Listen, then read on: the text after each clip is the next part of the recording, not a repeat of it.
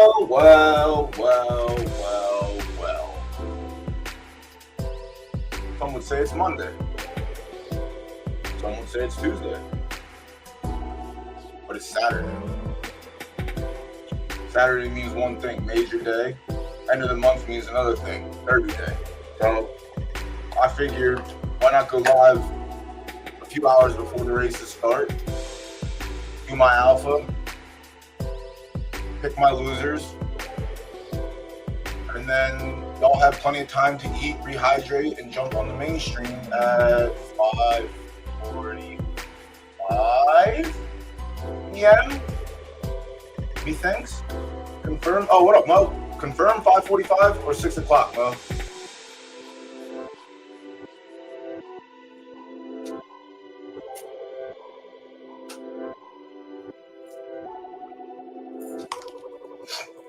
Yeah, I'm gonna break down the card for a little bit. RVA Racing is gonna join me for some small talk. Maybe I can scam him potentially. He's not here yet. He's in the background, but he can't hear me. Maybe I'll scam him today. I don't know. We'll see. See what happens. Yeah, let's give it a try. Unit size will go up today just because the pools are ginormous compared to Monday, Tuesday, Wednesday, Thursday, and Friday. So our normal 400 Derby sprinkles will probably turn into about 1,600, depending on the race. Obviously, manage your bankroll accordingly.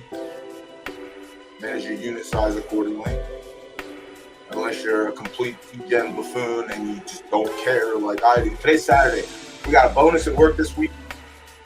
R.I.P. Shabuzi. She's off to the pastures with Lacey. So we got Shabuzi money to throw around. We're gonna degen today. It might be good and it might be bad, but I'll tell you this: we're gonna get numbers that we won't normally get on Mondays and Tuesdays, odds-wise. So we'll dig in. The first couple races are the benchmark free rolls. Looks like one isn't. All right, there it is. Now all 6 are populated and ready to go. So we'll see what happens. We'll see what's on the docket. Mo says Momentum and Kai running in the River Run red. River Run's red undercard, but here's the thing. If it's the free roll, unfortunately, I don't think we're going to see an A win that race in a long time. I could be wrong. But if it's the benchmark 70, that's going to be tough. If it's the benchmark 90, it's going to be even tougher. But the fact that they made it in is pretty cool since this last 30 days or last 28 days, right? Qualification, last 28-day earnings. I feel like these free rolls should be pretty easy to cap and find the winner, but those of you who hang out on Mondays and Tuesdays know that's not always the case. So we're gonna do our best. We might win, probably lose, definitely gonna learn. Tuesday was a terrible night. We had 4 cancellations. The best horse got beat in the first 3 races, but the last race I kind of nailed it perfect. We had the winner. We ended up getting 6.5 to 1, so we got everything back that we lost. We were down 2,400 after Monday, and we were looking to be down 3K, I think, after Tuesday night. We ended up pulling 6.5 to 1 on the horse running the Derby, and I can't remember the winner of that last race. I gotta find out now. Father.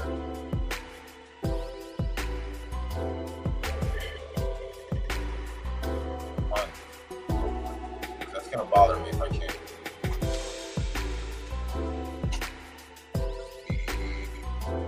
Rita. We liked Rita the night before. Rita ran a big second. The right dirt horse scooped the pot and beat us up. We had Super Bowl on Monday. We ran 3rd to Rita. But again, the right dirt horse wiped us out. So coming into this race, we got the track condition for Rita, and I just locked in on it, and I liked it enough. I had a feeling that Super Bowl was going to run big and potentially spoil everything for us. Super Bowl ran big and almost spoiled everything for us, but lo and behold, we got there at 6.5 to 1. So I think our 1K ended up getting us back well over. Yeah, we made up for Monday night. and we ended up in the profit at the end of Tuesday. So that's the best thing you can actually absolutely hope for. All the bullets aren't going to hit all the time. We just need that one juicy bullet to hit and get us back to the promised land. That's what ended up happening.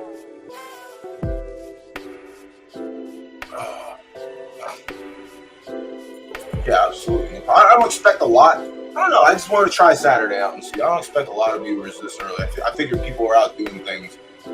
Most of the time, people get home around dinner time and they settle in to watch. So I figure I get a few degenerates in here tonight or this afternoon and see what happens.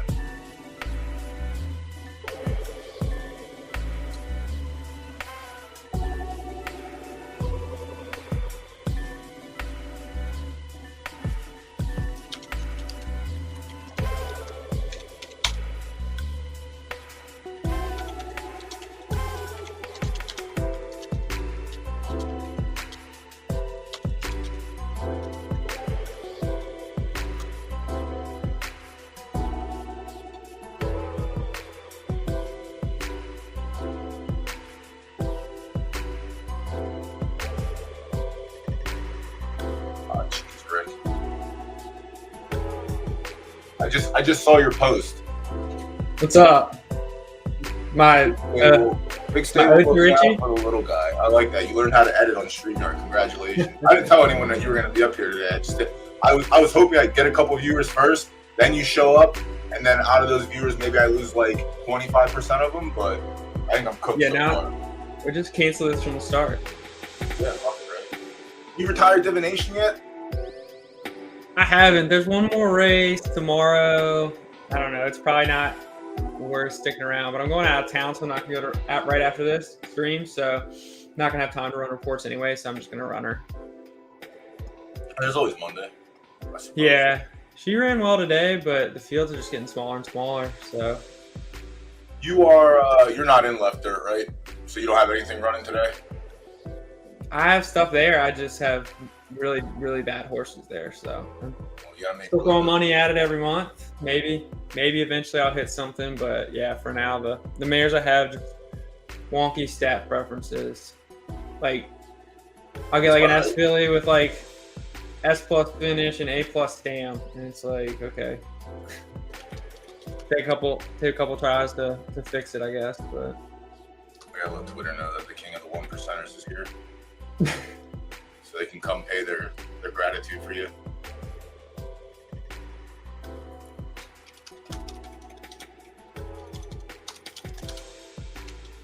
Well, I gotta see. I want to keep today positive. We'll save what's going on in Discord, because I saw you posted something in suggestions, but I'm not trying to get shadow banned because I have you on here. A little satire to that post, but it's just like, what are we doing? Be like that. I thought poker player was gonna come around, but I don't know what time it is in Scotland right now. Should be prime time for him to hop on. Dude, he was up this morning when I was on my way to work. I had some reading material in general today, so they were up early and going at it today. I didn't read through that. I have been busy, but it was cute. I mean, whatever. He just said he'll be on like an hour, so maybe you can replace him or me with him and have a much better show after that. I mean, you don't really handicap, so it's gonna be a boring show no matter what. It's all right though. What do you want to talk about? I just can't bet. I bet I could do decently, but I'm not gonna VPN just to bet. Yeah, you just put one of your horses in every one of the races and you just bet it. Can't really go wrong there, right? That's probably what I would do. There's plenty of times I would have thrown a lot of money on divination, so. Yeah, but to be fair, divination recouped it. Like, the difference between you big stables, you just don't get it sometimes. The difference between my A's that I buy out of your stable and your S pluses, a wide margin. But have you raced that B+ yet? I did. That 63-cent purchase? 50 cents. Oh, it was 69 cents. Yeah, I got a race in with it. I sprinted. I think it's a sprinter. I'm pretty sure it's a sprinter. By the I mean, you only had it in one race, but yeah, his number got slightly better. But it was also a 4-horse. Oh yeah, 1, 2, 2. I mean, shoot, it's nice. These inbreeds, I'm telling you. I don't even mind that, honestly. Like, it sucks. It's inbred, but like, it's not. It still has to be stronger than the worst B plus that came from like a B and a B. Yeah, I mean, I think we've seen they don't when they inbreed and go down to those global grades. You're not getting like 6 B pluses that make you a B plus. So like, there's definitely a chance that it has a C stat, but it might also have an S minus stat. Like, who knows? Yeah, I figure it had like at worst, if there is, this is just basic plus 1, plus 2, plus 3 averages and shit. But like, there's got to be speed. Like at worst, it's got to be what? It can't be lower. I mean, I guess it could be lower than B plus, but like you said, there's probably one C. I got to run the report real quick. But no, I don't know. He's fine. I mean, it's a shitty B plus. What really can you want? And yeah, it was a 4-horse field. It beat 2 A minuses that were not terrible.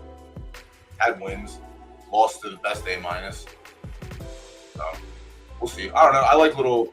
It's a weird spot in the game right now where these horses like this can still, like we talked about the other day, like you can grind at the top for like a $10 gain, or you can grind at the bottom for like a $3 to $5 gain.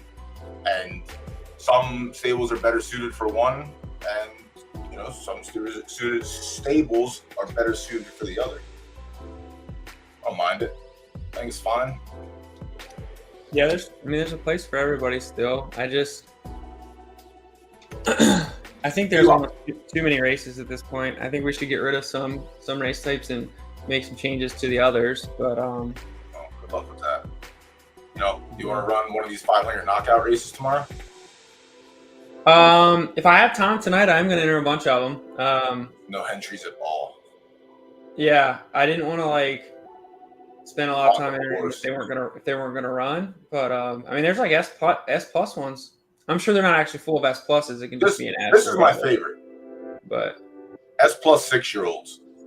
Yeah, I mean, you could just put an S in, right? And that's sure you could. There, but yeah, I don't.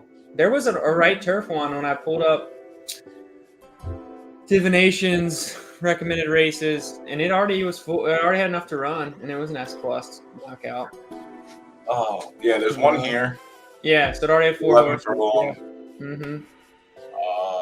I need to sprint it right turf. So they need to change. I don't know why they've been so stubborn to change the little dots on the race types. Like that blue is just a slight different than an open race. Like a G1. Oh, you mean this? Yeah. Yeah, it's like, I get it says hardcore, but like still, like your brain, for 14 months we raced blue dot means open or whatever. And I know that I haven't entered a knockout. I'm assuming it says something similar to claimers, like basically if you don't win, you're not getting your horse back or something. Yeah. That you have to click through. So I mean, you would obviously stop, but yeah, it's not too different than that G1. It's not swell. I mean, there's some whatever. It's like a minor thing that's one of those things that gets changed overnight, and it's like, all right. Yeah, it's super minor. It's just like, well, when they're brand new, so why do we pick blue again? Let's make a purple one or something. Yeah. So the undercards don't have really much wagered on them yet, which is kind of nice. Someone in the Derby, I think it was the Derby or one of the first stakes. I looked this morning, like right after, or last night or this morning, right after the pool's open, and someone just like, someone just dumped 30K, and then someone came back and dumped 40K. So I imagine it's one of these two, but I don't know that Yellowstone wagers like that. I don't really know Grand Horse like that either, or that much about Astronaut. I don't think I've watched him run at all. You don't know shit about left dirt. That's why I need Poker Player. I think he has something to do with left dirt. Yeah, he plays left dirt. I mean, he plays everywhere. I just have to fix it. If I'm gonna do Saturday streams for right turf, I'll probably have to get you and Mr. B. For left dirt, I might have to see if I can get a message through to like GVG or someone that's in SoCal would be good if Yeah. Wyson wasn't going to do it, but I feel like it's like noontime for SoCal right now. Maybe he's around on Saturdays, but yeah, the left dirt. I mean, that's what I gotta do. We'll figure it out. Like I said, I don't really stream on Saturdays, so figured to give it a try. But the Derby looks nice. There's already $70K in outside money from the Derby, which is obviously very good. And the pools look primed all over the place too. There's a bunch of place and show wagers. yeah, look at that. There's a big number on one of those for place. Yeah, the 16 has a ton. 3K right behind.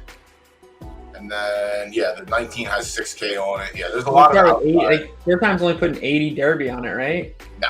I mean, there are people that will, yeah. People are actually putting... It's worth it on the cards like this to just scam. And I talk about on Mondays and Tuesdays to scam. And if one of these doesn't have a single play on it, put $1 on it. Who cares? Like, right.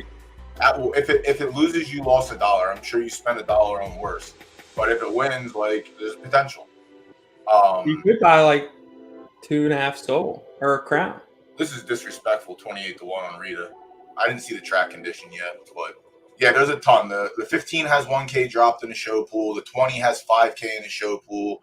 The 2 has almost 3K. So like, there's darts that are. The bottom got 5K. Number 20's got 5K in place. Yeah, that's right a lot. Number 20. Wolof source bougie. I haven't looked at this race yet. I know a couple of the horses just for Mondays and Tuesdays qualifiers, but Venture Capital wasn't terrible those days. Cosmic Doug is definitely live in this race. Rita's obviously very live. Pearson could show up. What else is in here? I don't know shit about Astronaut. Super Bowl is obviously live as well. Super Bowl getting disrespected as well. Currently has 5K outside. Could be worse. So we'll see. How long are you on for? What do you want to talk about? You want to do anything special while you're on with your time? Whatever you want to talk about. My wife is just now leaving, so she'll be back in like 40 minutes, and then we're hitting the road. Damn, you going off to a nice Saturday night? Yeah, it's my brother's birthday, so we're going over there. Fair enough. I'm going to sit in the basement, inhale burnt grass clippings, and watch UFC and lose my money. Or win. You won one the other day that you told us to tell. I did. That was a good one though. That was actually a good one. That was too. It was a dog. It was a dog. But we shouldn't have won that fight though. The judges. That's the one thing with combat sports. If the person it comes down to doesn't get unless somebody just gets knocked out. If it goes to decision, it's no. Who knows? Then we don't have time for it. But yeah, we just have to avoid going to the scorecards for most of the fights, but it's all right. Yeah, the one last week was good. There's a couple this week. I don't know if I'm gonna post any. I hardly post my MMA picks. I used to way back in the day. You can ask me and Carter used to sit in Discord and just pass bets back and forth during the night times. It was nuts. In the land of DGen. So all right, the first race is the benchmark 70 or 90? 90. 91st, yeah. I didn't see any green tickets in this one. I think there's some green tickets in the other two. I'm waiting for the day that the green ticket finally wins one of these. I don't know if we're ever going to see it, but I think somebody got second last time with an A+. I mean, it's possible, but you have to have the best A+. It's such an arbitrary number that everything can kind of be a 70, so maybe it's not. Maybe that's on purpose, but oh shit, we'll see what happens. I could see like if a race went sloppy at like right dirt and you had like a 9 preference RDS A+, that it could definitely take out like a low preference S or something. But I feel like we've seen that before as well.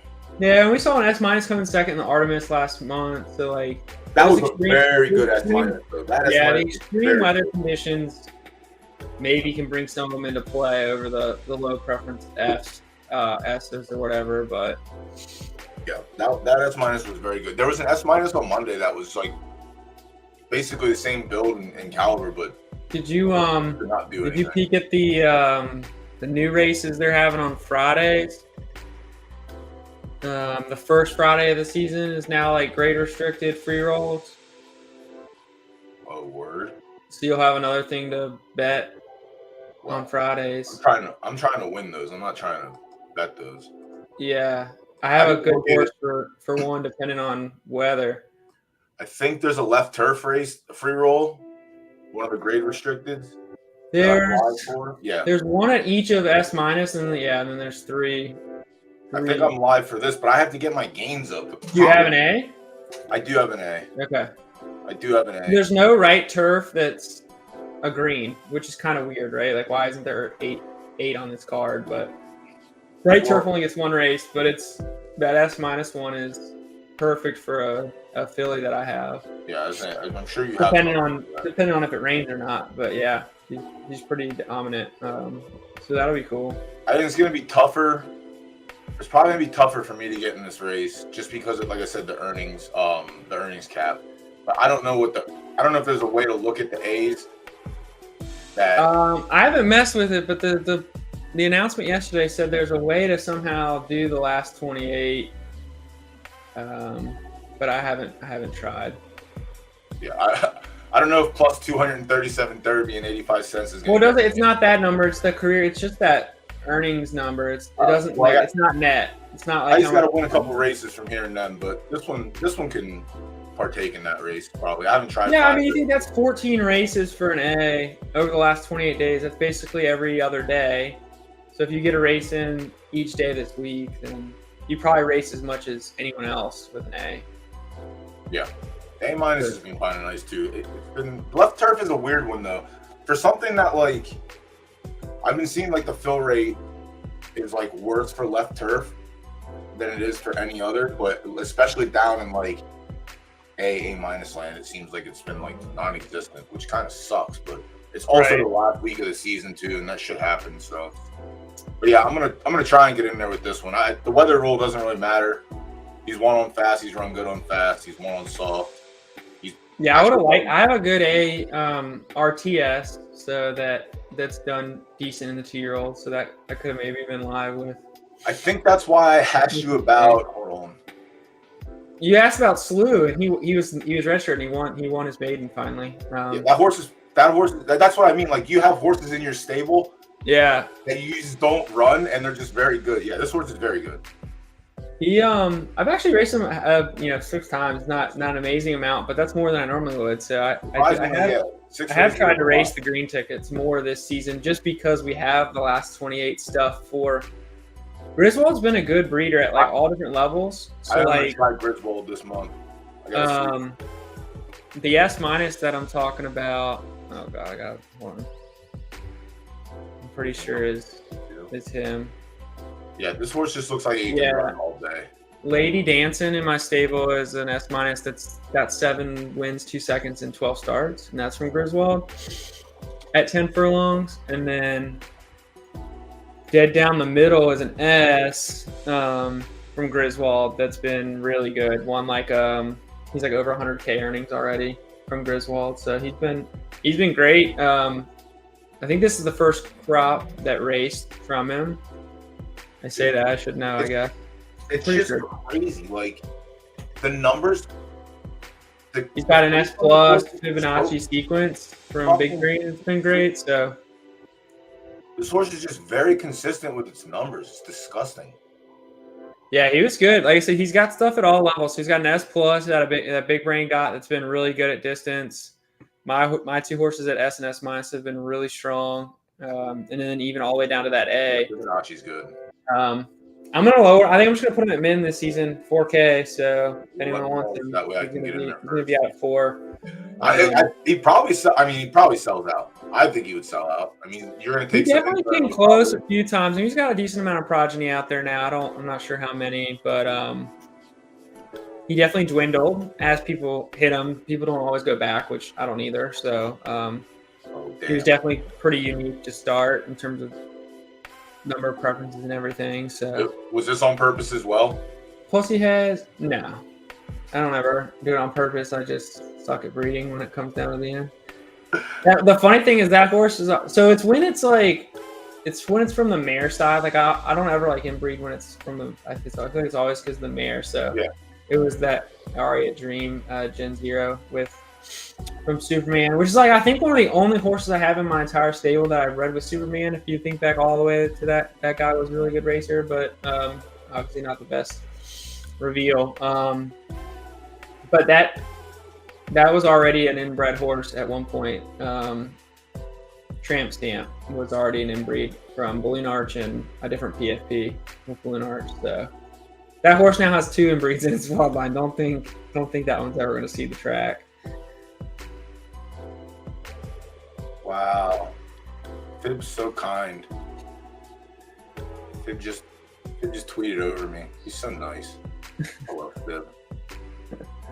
What a pal. Yeah, there's a couple that's why I go through your stable, because like I said, there's always a lower grade one that's it's not like they're not well bred either. That's the thing. Most of the things that come out of your stable, you have the stars to go with it for that, for whoever cares, but you're not mashing like dog water with dog water most of the time. And if it is dog water with dog water, it ends up being an inbred that's low enough that I kind of like, that I think you can run.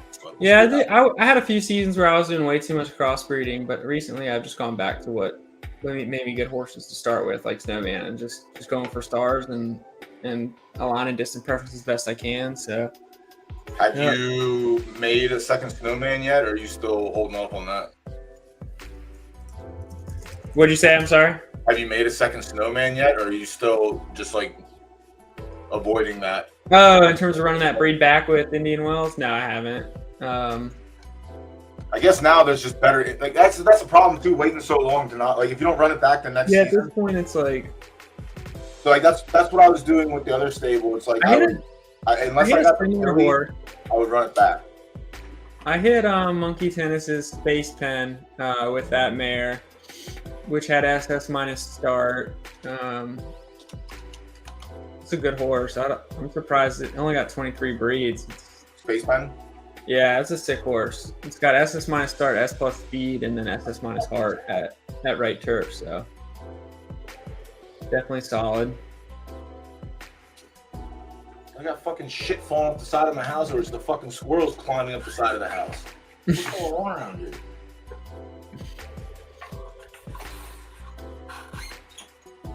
I told the neighbors, I don't know about you, I live in a nice small neighborhood with row homes, so I got neighbors on both sides, unfortunately. Mm-hmm. But I don't know how, you're a homeowner, obviously. I have very little to no grass on my property, and I want grass on my property, so I've been trying my damnedest to get it to grow, and I have a giant tree that just shades everything. So it's tough to grow in the shade. So I was sitting here the one night after one of the streams and just like doing scientific documentation of what grass grows better in shade and what breed of grass, if I was to mix 2 strains, like what's going to give me the best. If you want the best advice, the only way to grow grass is to get your soil tested. Well, that's the thing. That was the next. If your soil sucks dick, you're never going to grow grass. Doesn't matter how much water or fertilizer you put on it. Well, the problem is there was grass, but then it started like patching out and not growing, and I was like, all right, well, what the hell? And then the one year we like redid our whole, over COVID, we redid our whole front yard, like put a nice like raised bed in and all this shit, and I tilled everything up and threw grass seed down and started over, and it came in beautiful, and then it started its shit again. So I went through and got the fucking hand turn and went through and dug up all the ground, dug it up, reseeded, did everything right this time, and I got grass. But now I got this fucking squirrel that just has dug 15 micro holes in the new area of grass, and I'm just like, all right, it's either I get the BB gun out and I just sit and wait, or I'm gonna throw firecrackers. Yeah. And they set fireworks off in my neighborhood all the time. So what's 1 or 2 like pops here and there. I gotta find something that either shields squirrels from my area of living, or I gotta take this squirrel out completely. Either I trap it or something. But I'm getting sick of this shit, man. I just want nice things and these damn things. What up, GVG? See, you talk about it and their ears ring and they show up. I need a left dirt stable up here for left dirt day. I have the right turf stable and it's not doing so good. All love, GVG. What's up, homie? But yeah, I gotta get the grass figured out. Oh shit. Yeah, get that. You have anything else? Car alarm. Do you have anything else that you're retiring or putting into the barn this month? I retired Chaos Space Marine, the RDF, which he's going to be in the barn. He had a really good roll. He cannot hit prime, like he can hit anything that's got like Astro, no prime time, so anything Scuba and Ziggy, I guess. The Astro part, obviously being in right there, got me good. I was hoping that one of my I think I'm gonna try to box them up if they're out there. My Jet Breeze, I was hoping that it would work, but I don't think I have enough to get there. I think I still need one more. Right. If Astro had fallen off, prime time's probably still on or something. Yeah. I don't have any prime time. Oh, I don't have any prime time yet in my stable. Yeah. So he's out there. RD, nothing. Nice roll, but right D is obviously stacked with stuff. He's got low F. So if you have like a really good RDS that hasn't hit Doc yet, you could like hit him and then Doc would fall off and then you could hit Doc again. I already have Doc. That's the play. So if you have I feel like if you have like an S- RDS, maybe you've hit Night Saturn or whatever that has a really high soft. Yeah. You hit him and then you can hit Doc again. Yeah. So because Doc would fall off. I have the mares that I would take there, but they all start with Grimwald. So Grimwald's in literally every single one of mine, and Grimwald has Astros. So yeah, like I'm starting behind the 8 ball there, but I cornered myself the first 5 or 6 seasons and only bred with 2 different Ziggy studs instead of trying the Scuba studs and building the line out, and then I just waited too long. So I kind of effed myself in right dirt, but the right turf and left dirt have been okay. Not terrible, but they're actually producing. My shitty worse than most breed that really really upset me. I can't believe that your colt gave my horse 2 A stats or 2 green stats. He's been seriously such a great breeder. It's crazy that every time you did use him, you got such shit. I just used him that once. It was just really weird. I didn't expect an S, but I didn't expect 2 A+ stats. I definitely expect the Mundo Temper to be a thing. Yeah, I couldn't. But I didn't expect them both to. I didn't expect S. I didn't expect Heart to average down. Which I don't mind that as much, but it's a very big. He didn't bring anything up, and some of it went down. Yeah, there's a bad one for sure.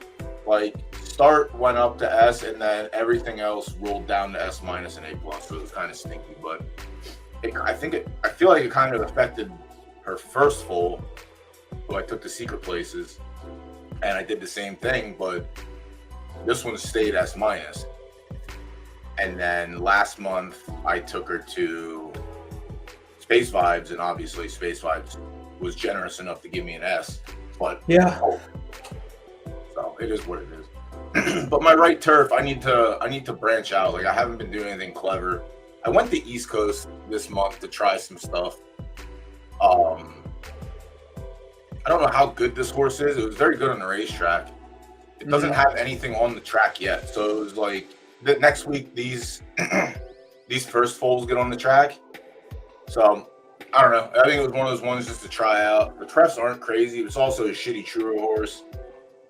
But it has Indian Wells on the mother side, so there's a potential to maybe drag some speed up. Yeah, Indian Wells, it is. I do feel dumb for never really going back much to him, even though I had such a good roll with Snowman, because I was looking at another random horse the other day, and it was boom, Indian Wells. Indian Wells seems he just good sprinter stats. Oh, yeah. It was actually the horse. I bought a horse yesterday off of the market. Somebody had bought it for $14K. It had not raced once. Hadn't even been named. 3-year-old RTF, 8 preferences. I'm blanking on what the name is. I'm gonna find it here. I bought it for $20K. The person bought it, retired it, named it, and then put it back on the market for $20. It would have been more recent. It was yesterday. So scroll. That's crazy. You sold a horse for 50 Derby, you scumbag. 50 Derby, dude. Rip. No, it's not in here. Let me just find them. Right there. No, it was right there. No, that was the. Never mind. I'll find it. I can just go down reading. I was trying to find it. Something with Star. It's something with Star. It's Lucky's Star. Lucky. Yep. So this is. Ew. So it had 2 green stats, but an 8 preference RTF S with that SS minus start. I figured I can take some high preference lower grades to it, and it will drop off Astro. It's just Astro you have to worry about. But then I'll have Indian Wells still, which is all my Snowman stuff has Indian Wells on it. So I'm still going to use it, I think, on some lower stuff, just to. And this horse wasn't that terrible. I remember this horse running as well. This son of a bitch could run. But the S-Mine, I ended up getting S-Mine. Yeah, that was the only kicker on this one. It didn't really matter because it was still a great horse overall. Yeah. But he down rolled from that, which is kind of stinky. Yeah. So. Yeah. Not great speed. That's to prepare with it, but I figured if you're taking an A+ that already only has A+ everything else, to try to like kind of build it. Maybe you get lucky because it pulls from Indian Wells. And unlike Snowman, it won't have better than most in it. So I was figuring I could send my A+ to this, then send them to like something else, and then I can go back to like a better than most S+ or something. Did you just not want to try racing it? You just wanted it because you thought of the stats.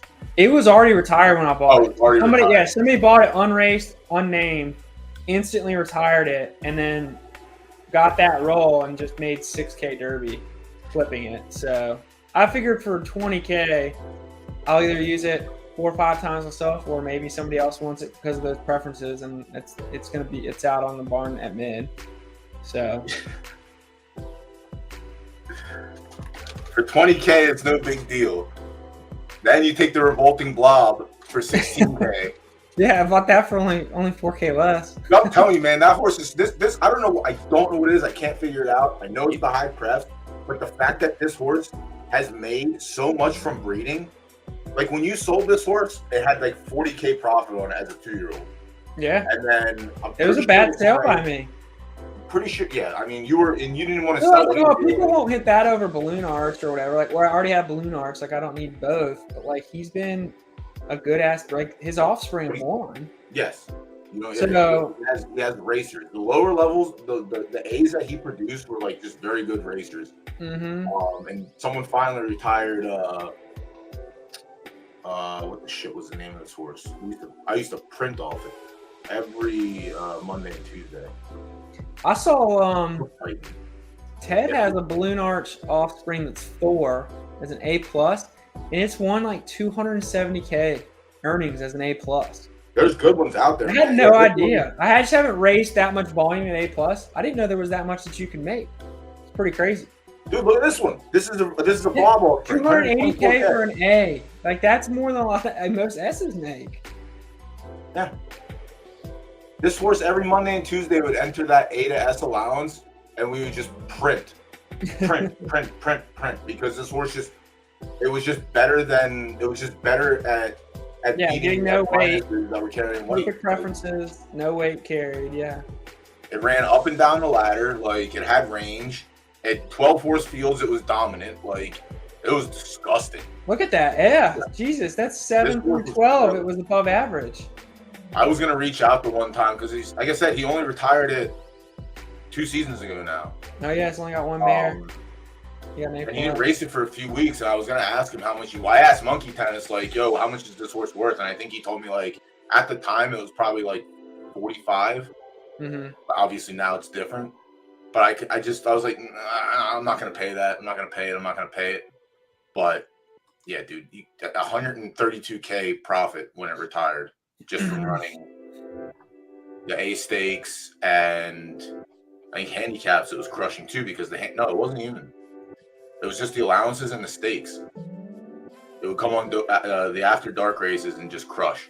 Mm-hmm. Because those actually have a little bit higher entry fee too, right? This is also before they lowered the entry fees by right. So that's like that's an A racing for the same thing as like an S restricted stakes. Yeah. All those 2.5Ks. Yeah. So good. This horse was so good. But yeah, Milk Titan just I don't know what it is. I don't know what it is, but he just has solid racers. I plan on going to Milk Titan this season, so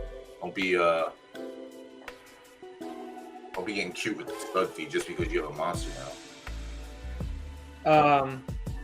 And then I got one other S Plus filly that I'm going to retire. It's low pref. Actually, it's been an okay racer from at 9 furlongs, but since it's got low preps, I don't think it can win the Artemis. So those are my only real reveals, I think, that are of note. What do you need? I didn't look at the art. See, and this is why I wish they would put a Hall of Records on the site somewhere so I could just go and see the 16 previous winners of the Artemis. Have we had a low pref horse win one of these giant majors yet? Not super low, but Ghost won last week's Scout or whatever. Ghost just claims horses and puts them in free rolls and wins. So he had a 220 horse that won the Gallop on soft, not even yielding. So I mean, I guess Ford preferences is pretty damn low. So yeah, I'm gonna retire Dirty Little Secret. She actually pulls insane odds, so we'll see what the people that big believers in odds. She's always up there. My S- has been pulling the best odds. Crushed her first race with a 78 and hasn't touched 78 since. So I don't know what that was. This horse has been pissing me off, and I know it's because it's very inconsistent in the stats, but it'll run it ran a 75. Where's it at? Ran a 75, ran second, and then immediately same track conditions, 1 furlong less, 63 trails the whole time. Mm-hmm. It's just I know it has something to do, and it's my Space Vibes roll down. It's definitely harder. I feel to have a super consistent horse these days. Unless you're still hitting Gen 0 to Gen 0, those are the ones I think that just have the more consistent. The core stats need to be juiced. That's the issue. I think if you have the finish, the speed, and the stamina, depending where you're running, you're good. If you have start, speed, finish, you should be a very fine sprinter. Mm-hmm. But yeah, I don't think I got the temper roll. I think that's just the one thing. But that's what I don't know. Did you see the reveals that Mr. B had today for his little Queenie stuff? I did. The boss, Boss King had the stats in the middle and not on the outside, where I don't think it really mattered that much. But he also didn't really race this horse as much, I don't think. Yeah, the core stats are disgusting. Mm-hmm. I'm okay with this. Yeah, because even getting the S Plus heart is big, and yeah, the start obviously when you can run forever. These all fall off, correct? So you still have to be able to. You can't have any of that. So you can have 9924, and that's it for one of ones. But then you also can't have Walter White. So you'd have to have a Churro 9924 or some other 9924. So. Or a unique. So I have 2 unique things that I ran some reports. They look pretty disgusting. So I'm thinking Divination's going to have something similar because she was obviously very inconsistent, but actually won more than Boss King. So either she has a little bit better temper, and a little bit worse stats, but overall showed up more. Because the mayor had an S plus, the mayor had S plus temper, so I was hoping she wouldn't get an A plus, but I'd be happy with something similar to that for sure. And then I can hit any Astro or Scuba with this one, which is sick. So I have a lot of breeding options with that filly. So we'll see. Maybe even Ovation. No, I can't hit Ovation. That's the only thing. I can't hit Ovation. I don't know. I thought that would be your first. I can't because of that PFP number 16 rarity on the bottom. That. That one.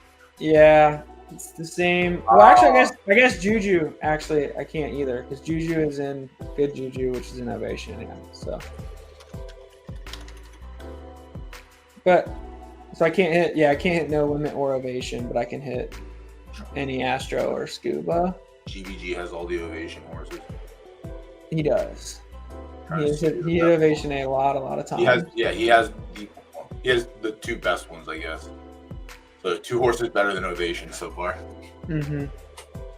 Not terrible. Yeah, Bespoke Ovation is very good. These other Big ones. Brain had one that won the Gallop, I think. Ran second in the big race last week. That was Euro Dirt. This is the One dirt. Yeah, so 5 preps. So those underlying stats are just strong as fuck. I mean, this horse should be very strong on the reveal. Oh yeah, I mean, Bespoke is a monster. SS finish. I don't know. I feel like Ovation should have been a better runner than it was, but that's months ago we discussed that as well. He definitely preferred the 12. I don't know. I can't remember exactly how much he ran it like at 12, but 3 times. Yeah, it was also just a not a big sample size, aging, whatever. You don't. You didn't do this again, did you? I never did. No. And what's the chances of getting it again? Like 1%? I don't know. I mean, listen, man. I got my first S Plus last month, and I ran it back again. Yeah, I have started to run stuff back. I have. Yeah. Like, I don't know. It's not like. I mean, I had to pay up, but like it was whatever. I'll pay up if I'm gonna hit an S Plus. I'll pay up. Like whatever. You gotta do. But yeah, I got my first S Plus from this one. I didn't expect it to be. I like when I did the reveal. Like, I really didn't expect this horse to be an S Plus because of the A plus temper. I thought I was gonna drag it down, but I guess I had assistance from the speed and the heart. SS Heart's pretty good. And then SS minus from Abwagi Nag or whatever it's called. But yeah, I figure we'll try. I mean, its preps aren't the best, but there's no profile pictures. I mean, it does have morning wood in it, but it falls off. So maybe I don't know. I don't know I don't know what to expect as a racer from this horse. It's just hard, like when you get something like this, because it could just be a shitty S plus. If I get an average S plus, I'll take the average S plus, but we'll find out in another season, I guess. But yeah, I ran the breed back, and this was their first hole too, so it's kind of nice, I guess. I don't know, for never having a chance in it. I never thought we were gonna hit an S plus. Yeah, I never thought in right dirt because of the way that I did the breeding early, but this one wasn't the worst. I ended up buying this mare to have, and like when I retired her, she was dog shit at racing, but had a huge heart, and great speed, and I guess it carried over a little bit. So we'll see if I can get this amount of heart in the S plus. Maybe there's a chance that I can compete. Like this is my Derby ticket. No one's gonna pay $325 for it. I just have it listed because if you're gonna sit in the stable for 2 months, I'm just gonna list you. Like, yeah, I'll just list you. But like this could be our potential Derby ticket. The 1-star soft is kind of nice, but 1.5 on dirt and left is like the kicker, I guess. Mm-hmm. Yeah, I have a couple like that where it's like I could have just gotten a little bit better roll. I think I could have some luck, but at the different archetypes that I'm in, not RT. And then this is one of your old horses. Wait, you did this. You bred with the same stud. Can you see that? Which one? You went to the same one that I did. Yeah. Mm-hmm. I didn't know you did. Yeah, trying to make an RDS. I think I got an S plus out of it. No, you got an S, but that's all right. A different horse. I think I hit that horse twice. I think I have a different S plus out of it. Yeah. She had A speed. I guess that's a killer too. Yeah, man. Look at that horse. It could have been a monster with the S plus. Well, not monster, but like that speed is. I did that early. That's an early on breed where like S plus stats were actually good, but yeah. I mean, the early days are tough. I mean, season 11. That was right at the end of the glory days. Mm-hmm. Fuck. What a time to be alive. What a time to be alive. That's all right, though. Let's see. Taco's here. What up, Taco? What's he saying? Flowcon? I'm wondering if he means the A minus. There's an A. That guy, I think, used that Flowcon in a lot of his naming convention. But there was an A minus. Yeah. Flowcon Ex Machina. Yeah, lunatic. So that was my ticket. I made that horse. It was a 4-match A- RDS. I tracked that dude down. God, I don't even know how I found that stud owner, but I basically somehow got in his Twitter DMs, and he that horse was a monster at eight-ish furlongs, I think, as a Gen 0. Just won a ton. Yeah, this horse has been very consistent breeder, and not that many covers either, which is kind of weird. I mean, it's not really weird. You look at a lot of A- and A's down at the bottom, but yeah, it's like why I hit it. But RDS would maybe be the one where you do. I don't know. Yeah, this is something that like Latuta's always in chat, but he's the low level right there stable who did like the slow breeding and is now up to his S minuses from like starting at A minus. But this is something that I think he would take in and mess with. But yeah, the high boost that's the high boost low grades are juicy. Yeah, I had a firm horse that was the same distance preference, same basically O'Doyle rules, that I raced against this one a lot when the weather would flip. So I remember that horse and was like, man, that was mine. Gender really killed me on those. I bred like 5 really good RDS tickets at the very end of breeding, but then because they were at the end, I got all 5 colts. So I kind of gave up on RD because I didn't have any fillies. Yeah. Lunatic is they do some. Lunatic does a lot. Like I said, I told him on Twitter. I said your stable name matches your concept because like they do some crazy fucking breeds sometimes, like taking their S minus to A colts. Like they do some weird ones. Oh really? They take we bought one. We bought one a bunch of seasons ago. It was an S minus to an A colt, and she was hog water, obviously. But she ended up coming out A plus. I mean, like I said, I started to go down some a little bit last season with a couple seasons ago. We talked about it. I talked about Arch and some other of my good A plus colts. So we'll see. I mean, if it's a shitty, I mean not shitty, but if it's a low level horse, like for its grade, then I can see it being viable. Oh man, it's fun down there now. Like fucking around with the A's and A minuses. I mean, it always has been, but like when I started with an A. I mean, there's definitely something for like the affordability for sure. Like 100%. 50 Derby horses left and right, bro. Yeah, I mean, you don't get screwed over if you race like 6 straight times and don't hit the board or whatever. Yes, that's the difference between. I guess MJ would be the perfect example of like staying. Yeah. He wants to raise handicap. He wants to raise A's, but he's making money, and for the amount of time that he's putting in, he says it's worth that return. So like, yeah, he's got a plan. He's stuck to it. He's Derby positive overall. Like the best at it, yeah. He has one season where he went minus, but like his concept and how he's breeding, like he's breeding low levels to strictly stay in handicaps and clean up, and it works. It's a strategy. Incrementally move up certain stats while keeping the rest the same, so that you don't jump or whatever. Yeah, and that's the other thing too. It's like we were all like the first how many seasons of the game was just like plug and play, breed and sell, get money, blah blah blah. Right. Now that it's like now those days are over, and they have been for more than a handful of months now. Now it's play to win. It's not. Oh, for sure. Now it's play to win. Yeah, we could get cute for a long time in terms of like, oh, we need to make sure that this blood gets to here and this and that, and it'll be worth something. But now, yeah, there's so many less gaps where it's now just give me the winner. I don't care if it comes out a stud and it has no stud value. If it wins, it wins, and like that's all I ever expect out of it.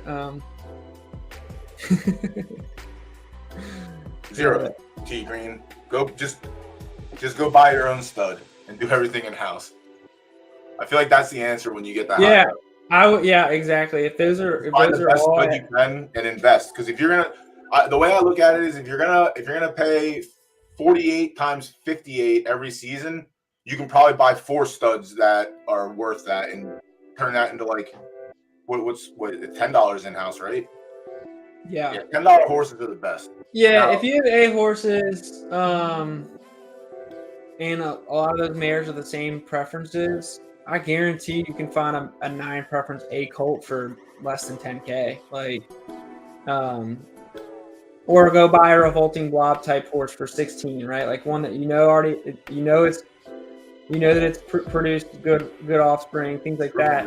And then all of a sudden, okay, so you paid 16K, so that takes away four external breeds or whatever, but now you can do the rest for $10 and feel good about like the racers. So yeah, I think if you're dealing with that much volume anywhere, you have to have some in-house options. If you don't have in-house options with 50 mares, like you're not going to hit them all. Like you just need to either sell some or just not breed them every time. So that's what I mean. I've done more in-house lately than I had been, for the same reasons. Like you don't even have enough time to look up all the match, the breeding reports or really looking through a bunch either. It's just like, okay, I'll hit balloon arcs 10 times. Maybe one of them will be really good. That's a cost basis of $100. Hopefully I can, make my money back or whatever. That's kind of how I'm treating the mask. So, I figure most of y'all have had. Yeah, we talked about. I actually bought an RDS. This season. I saw. It was like 2,000 Derby or something. It's like this A- mare at RDS. I think the name is like Up She Flew. And I did it literally. I'm gonna hit that horse before I didn't, without even knowing we were gonna talk about this or whatever. It's Up She, yeah, I guess SHE. I think I bought it for like 3,000 Derby or something. So it's not max preferences or anything, but like. I saw this horse, and like I said, I'm anti right dirt, so I said, nah, I'm not buying this fucking horse. I'm not doing it. I'm already engraved in the right dirt at the S- and above level. So I think I might throw $50 at FloCon, try to keep it an A-, get those preferences up to like 8, maybe if you're lucky, and then go from there. Like, have fun racing it. Oh, you didn't retire? Oh, you can't retire yet. Yeah, it's a 2-year-old. So, so we'll see. Like I said, I mean, I've always liked RDS, like the challenge of kind of like creating the new stuff there. I've tried to do a lot of cross breeding at the top, but I really went out of my way to find tickets way back in the day, and I just wish I would have. I feel like this is the play now. You take the low pref mares and you bounce them down. I think that's what Lunatic was doing. Like he's taking his S- like 5-star or whatever and brought it down to try and pump the stars back in and like. I've done it with I've had RTS. I've had RTS stuff like that reverse juju. It popped out like one turf, so I was like, you know what? I'm always going to take this to an RD and try to make a new RDS. So. But he did it twice. So he went A+ to A, and then took his A to A- and got this A-. So right, kept going down. Yep. I wonder what her stats are going to be. Probably not great, but I said we'll just try to. We'll try to breed it up and make it a little project, but yeah, that one was cool. Yeah, I was gonna say, the right there stable, obviously Latuda, and then he jumps in chat. Put this one on your radar, Latuda. Free alpha from the big stable, king of the 1%ers. Free alpha. I sold or traded. I can't remember if it was a trade or so, but I sold or traded it to Big Brain before beta. And then I don't know what happened after that, but I had the ticket, and then Big Brain got rid of it. But this guy had it the entirety of beta, I believe, beta and live. So trying to see if he actually kept it the whole way, or if he listed it for $3 million. All right, so yeah, he definitely kept this horse. $3 million. Yeah, he definitely kept this horse. Yeah, and that's one thing I know. Like I wanted to. There's still a bunch. I guess if there was good ones, they would have been bought already. Like there's obviously still a shit ton of tickets still unclaimed. But I can't imagine how many are good. I guess we won't know until we find out. But where we at? 80. We're at 90% claimed, so there's still another. There's not that many actually. There's 500 tickets to go. I saw one get bought the other day. That was surprising. Like a really shitty call for like was like 0.5 SOL or something, but yes, $70 more. We might have to go take a look, honestly, and see. And it was worse. So. All right. Well, it seems like poker players in chat. You should probably bring them up. I sent the link to Discord. I'm waiting for them. I'm gonna probably head out here. Good luck to everyone in the Derby and making your bets. Yeah, we'll see you on. Monday, I'm gonna do my reveals and stuff. But if you're around Monday and you want to do any retirements and shit, you can jump on in the evening with me. Yeah, my boss is off on Monday, so I might be able to hop on at work. I don't know. We'll see. I don't know if I'm gonna go early or not. If you're gonna go late, then yeah, I probably can. Yeah, I don't know what I'm gonna do yet. I might split because If you're doing it late, I can wait for divination until. Yeah, I have to be the only player in this fucking game that can wait until like. To review. Actually 8 hours until like I can actually wait 8 hours to do my reveals and not just like auto click everything like. Well, now that you're not like throwing them in the marketplace to try to flip them, like there's no rush. Before it was like let me try to go through real quick and throw them out there while people have liquidity. So that was I'm not looking to like sell on the marketplace, so that's why it doesn't really bother me to like wait on my reveals. Yeah. But yeah, if you're around Monday and you want to do any retirements or whatever, let me know. I'll be live. If I do my reveals in the afternoon, I'll probably go live earlier, but okay, I'll be live until 9 at least. Yeah, we'll see. I'm probably gonna try to get in your races like always. I gotta try. Well, Monday's different now. Monday I had to go through and make sure that the races were on. But yeah, it's just S-8 and S stakes now, and 3 knockout races. But there is a right turf A+ and a right turf S. So. Oh, you know who else I'm going to retire by default is Buddy the Elf, your favorite A+. Oh, fucking. I try to get him in a few. I registered him like the last 4 or 5 days in those 6+ races. They don't fire. It sucks. And then I thought about putting him in a knockout, but I was like, no. No, he'll die. I was like, he might. There is an ARTF on Sunday that I'm going to put. It was one of the shitty A's I bought off you. I only won 1 race with it, but he had a bunch of 3rds and 4ths. So like, I mean, he went negative, but like it was still when Crown falling out the race. It wasn't like a complete money pit. Playing no, not really. Whatever. Listen, I find, like I said, and that's the difference in gap is like I find that the money pits are up in the S- and above land. 100%. And it's easier to manage a shitty horse at A or below. A+, I don't know yet. You're in for less money to start, and then you don't lose as much. I mean, I'll go on a before these cheap maidens, especially the cheap maidens help a lot. But like you try 5 restricted stakes, and all of a sudden you're down like $250 racing. It's like good fucking luck getting back to positive. And exactly, and that's why my numbers on the stable look is the way they do, because I just degen the fuck out of them. It's like, all right, that's the first race that's ready, let's go. And then like 5 seasons ago, I started like, all right, we have to actually try to win now. And it's been better this last season and this season. Just getting the bad horses out and focusing on the horses that can run is obviously a hard thing to do. But with KO races, it's easier to get them out, so that way you don't have to look at them. If I see a horse that isn't registered, I want to register it. That's the problem. Mm-hmm. And those days are gone. Like with Crown being so minimal, you can't just fucking eat horses in the races anymore. Mm-hmm.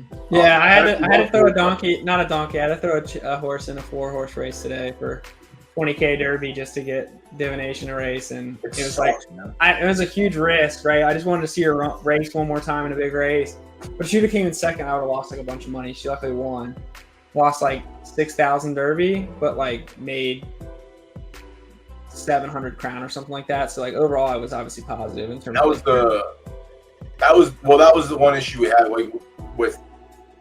It just sucked. It was such a hard U-turn with like Shabuzi's 2-year-old career and then immediately turning 3. I don't think she won a race as a 3-year-old, but from being up and then like having to fight to try and like podium with her was like the most scary thing. Did Lacey got a fucking win with her right off the bat. He's better than you. All right, man. We're gonna hop. I'll talk to you later. All right, take it easy. See you on Monday potentially. Jesus Christ. Good for Lacey. I'm glad she lives in Lacey's barn now, but yeah, 15 or 2-year-old into 3-year-old season was not good at all. We had 1 win, couldn't buy a fucking podium. and then she's picked up her other win, so that's good for her. But I'm excited to see what the reveal is on this filly on Monday. I feel like there has to be very good stamina, probably has heart. Finish might have rolled up because her finish was pretty good. Who knows? We'll see what happens. But she already has she's going to Pride for the next couple seasons until something opens up. So it'll be interesting to see. The issue with us was it was going to be hard for us to pay up to breed her because of the we made this breed for a racer. We didn't make this breed for a breeding horse. The fact that we got a filly was obviously insane, but I was hoping for a colt racer just so we could run the wheels off and not have to make the decision to either keep her on the track or take her off. Easily could have took her off after a 2-year-old season, but it was obviously worth, trying the 3-year-old season to see if there was anything else after that. Didn't work out for us. Glad it worked out for Lacey. She got at least one win in there, but now we'll see. I guess we'll see next month what her first foal looks like. But I definitely think she is going to Pride. I think Pride is. I like Drops from God. That would have been my choice. But obviously she has her own in-house stallion, so she, it's not going to cost her shit. But his stats are fine. She's going to go there for the next couple of months. We'll see what happens. Good luck to her, and I look forward to seeing what happens. But Joey Porter Jr., low key one of the better breeding mares, Gen 0 mares in left turf. All right, let's get into actual handicapping now. I don't know if Poker Player's around yet, but I need to run and use the restroom real quick. I will be back in 5. Doesn't matter. I don't even know if my tag went through in Discord. If y'all don't mind, whoever's here, if you don't mind, fuck. I don't even know if I said I was live. I think I just said I'm going live. I don't know what that means. If y'all don't mind signal boosting this, I would appreciate y'all very much so. And if you do signal boost it, maybe I do. Maybe I say thank you very much. Signal boost, please.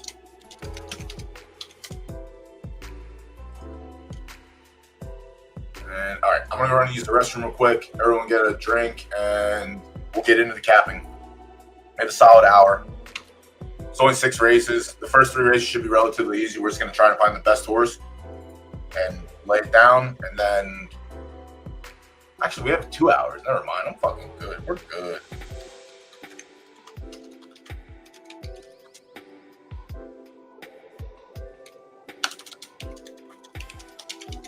Thank you, Crockett.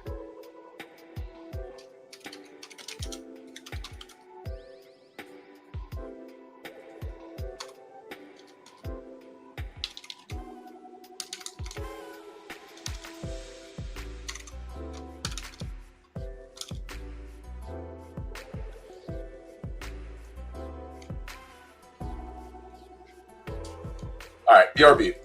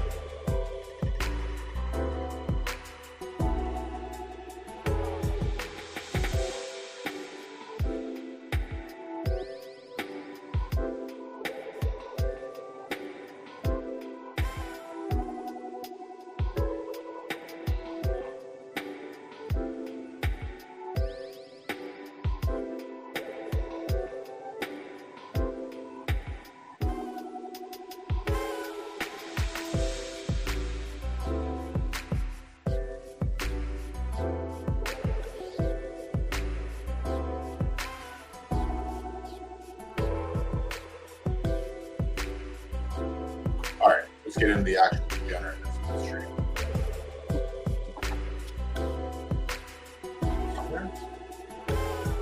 Okay. 2 hours.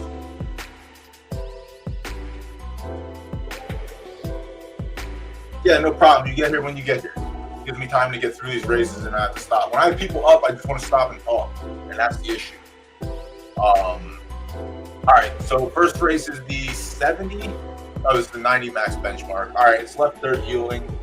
We're going to find the best horse. We're going to play the best horse, and we're going to win or we're going to lose. There's no getting around. We're not getting cute on big card days. We're going to find the best horse. We're going to play the best horse. The 1, not it so far. 2 tries at 9, no good on yielding. It has to be something better. Sky Presley, 2 tries at 9 with 2 shows, 1 for 10 on yielding. Could be in play.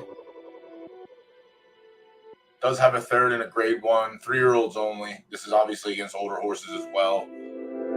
The third doesn't look too terrible though. His previous endeavors, not too hot. Second and fourth, not too much there. This is a big field, so one thing we might take a look at is we might actually open up and look at the breeding and see if there's a boost for heart. We'll see if there's a boost. The 3 Margarita Boy, 5 tries, a win and a third on yielding is very good. So Margarita Boy, again, these pools are juiced to the gills, and we have 18, 20 horses in each. Some of the show pools should have a ton of action. The undercard, I can't say how much. Undercard looks like nothing. So just be cautious of the 3 actual majors. We already looked at earlier when RBA was on. There is a ton in the actual Derby. There's like 20K outside Derby in the show pool, I think, from the time we looked. Margarita Boy could be in play though, so let's keep an eye on that one. She's a Lady's coming in at under the allotted limit. Has no starts at 9 furlongs because it does most of its damage in sprinting. So we're gonna pass on She's a Lady. Not so hot on yielding either. Remorseless, the 5, very good at 9 furlongs, 11 starts, 3 wins, 4 seconds, and 2/3. Also very good on yielding.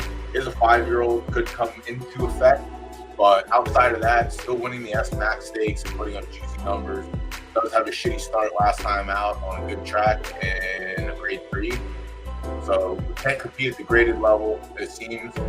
Can beat up its own kind in S Max Stakes. The 5 will definitely make an appearance on the play card. Vicio, 8 tries, 4 wins, 2 seconds, 9 tries on yielding, 3-1-1. So the 6. The 6 has better numbers on yielding, methinks, than the 5. It's also a 3-year-old. And let me see, 1.5 star soft, 2-star firm. 85, both maxed out at 85. The average is dead even. So the 5 and the 6 are in line to do something good. Now, who runs tougher races? That's the thing. It's not the 5. The 5 is doing most of its damage in allowance races, carrying weight, which is good. Not carrying any weight here, and in claiming races. The 6, however, is getting it done or close to getting it done in graded races. Strength of schedule, I think I favor the 6 over the 5, but they're both very good on the surface and distance. The 7, F1 Cookies, another sprinter looking to jump up in the mid, another dog shit runner on yielding. I'm going to pass on the 7. The 8, Kisa, looks to be a 10-plus killer. By killer, I mean runner. Does have a third at 1 attempt at 9 furlongs, 1 try on yielding, or 2 tries on yielding with a show. I think the 5 and the 6 are still better options. Foolish Girl out of the GVG barn, 13 tries at 9 furlongs, 3 wins, 4 seconds, 2/3, very good. 7 tries on yieldings, no wins, 4 seconds and a third. Now let's check the strength of schedule in this one because these numbers are also very good and not to be ignored. S-Max Stakes for the second. Running in graded company, doesn't like it too much. Has some appearances on the podium, not too many. Bullish Girl is still live against this field. Majority of this field is dog water. Just plain and simple. Actual water for a dog. It does all its damage at 9 furlongs. Bullish Girl should make the checklist as well. So 5, 6, 9 so far. And then we have to narrow it down from there. Correct? Yep. 5, 6, 9. 10 Escape Gravity has never tried 9 furlongs. Again, another horse doing damage in the sprints. Very good on yielding. Very good on yielding. 86 mass with a 78 average and 13 tries. I just think the race might be a little too long. God damn, bots are out on a Saturday, baby. Let's go. Viper, thank you very much. I appreciate it. Congrats to Taco. Get out of here, bots. Why the bots out on a Saturday? You got nothing better to do than fucking harass me?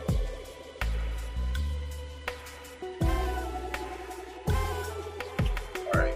Yeah. The horse is doing its damage up to 7 furlongs. As a result, it's at 8. Doesn't mean it couldn't pop off in style on everyone at 9 for the first time, but it has the heart. This is what I'm talking about. Open it up and see if we can find the heart average. So if this heart average is up, it's an 18 horse field. Granted, it's not a graded race, but it's still a big field. Escape Gravity could be something that could play spoiler, honestly. These fielding numbers are very, very good. It's doing it all in S-Max Stakes, but again, it's doing it as sprints. Let me see if I can find those 2 8 furlong races. This horse is very good. 8 furlongs, all right, so win, 5 horse field. Way back when. 3 wins, 5 wins, 0 wins, 1 win. So the race was very weak. The best horses ran last, next to last. Where's the other 8 furlong race? Left third good, ran a 70 trail run. All right, I'm not. While I really like that yielding number, this might be a horse that could just pop off and hit second or third. I don't know if this horse can beat the other horses, especially Bullish Girl. I think Bullish Girl is better at the distance. Obviously, the difference in averages for fleets is wide, but Bullish Girl is yet to win on yielding. Has all the seconds. The 6 and the 5s numbers are very good as well. I can't believe it. This horse doesn't get no respect. This horse is fine. Also, it rose his ion breed. Instead of taking the sprint route, this one actually took the bigger route. We need to get the heart on these two. And on Girl. Let's see what's there. Bullish has that minus heart and that's plus heart. So there's got to be something there. The only thing is no win equity on yielding. But if this race is weak enough, should be no problem. There's 4 horses we picked out that are clearly the better. That should have good heart roll.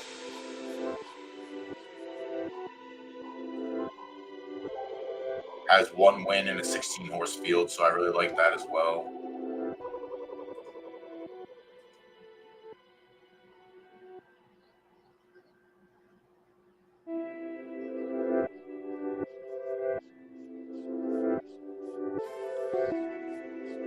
Maybe it wasn't 16. Why did it say 16 to 14?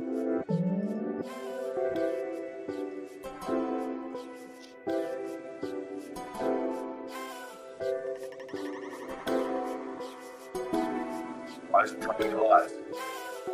Oh, here it is. The old Glory Cup. All right, so it's already won. It's already proven that it can win in big fields. So already demonstrated heart. I like this horse. It's very. I think this horse is going to be underpriced going into the race. I don't think there's a lot of sprinkling going on right now. 5, 6, 9. I put Escape Gravity behind all 3 of those just for the fact that it does it as sprinting. You can't really ignore this though. The yielding number is not something that can be ignored. Everland, the 11, S-. It's going to be hard for me to want to side with an S- against the 4 good S horses we just saw. We'll pass on the 11. Has okay numbers on yielding, can compete at the distance. Blue Christmas, 1 try at 9 with a third, 2 tries on yielding with a third. Again, doing most of his damage down in the sprint company.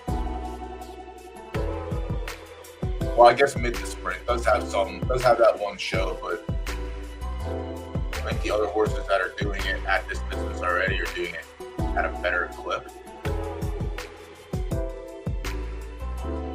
13, the first Melon, very good at 9 furlongs, 13 tries, 6 wins. So it's literally 100%. It is an S-, 100% podium rate at 9 furlongs, 100% podium rate for yielding. With that said, the averages are definitely lower than the other horses we've looked at. But if the S- is going to do it, it could be the first Melon, appropriately named. 14 cost, 9 furlongs, has 4 tries, 2 seconds, and a third. Yielding, very solid numbers. Topped out at 90, average at 74. So yeah, another horse that's more than capable of being there. It's coming off a sloppy win, a yielding win, and a soft win. 4 and 5 horse fields.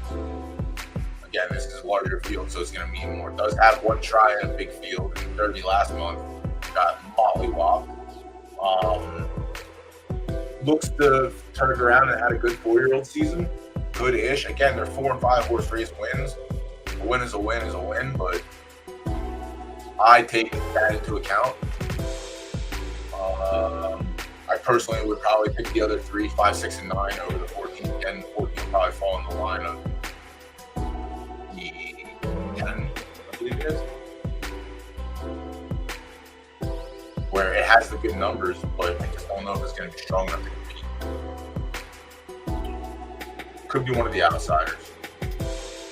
15 maxed out, 3 tries at 9, a win, a third, 4 on yielding, 2 wins, and a third. Again, it's an S-, it's winning S- stakes. I